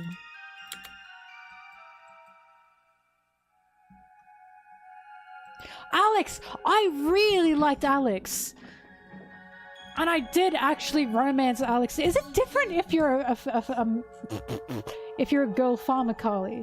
Is it actually different? Because I romanced Alex as a male farmer.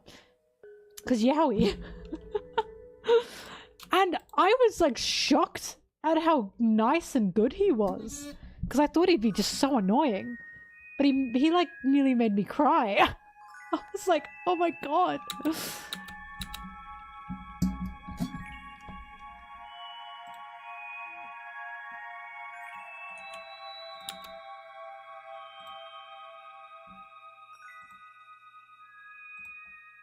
Sorry if my stream shitted.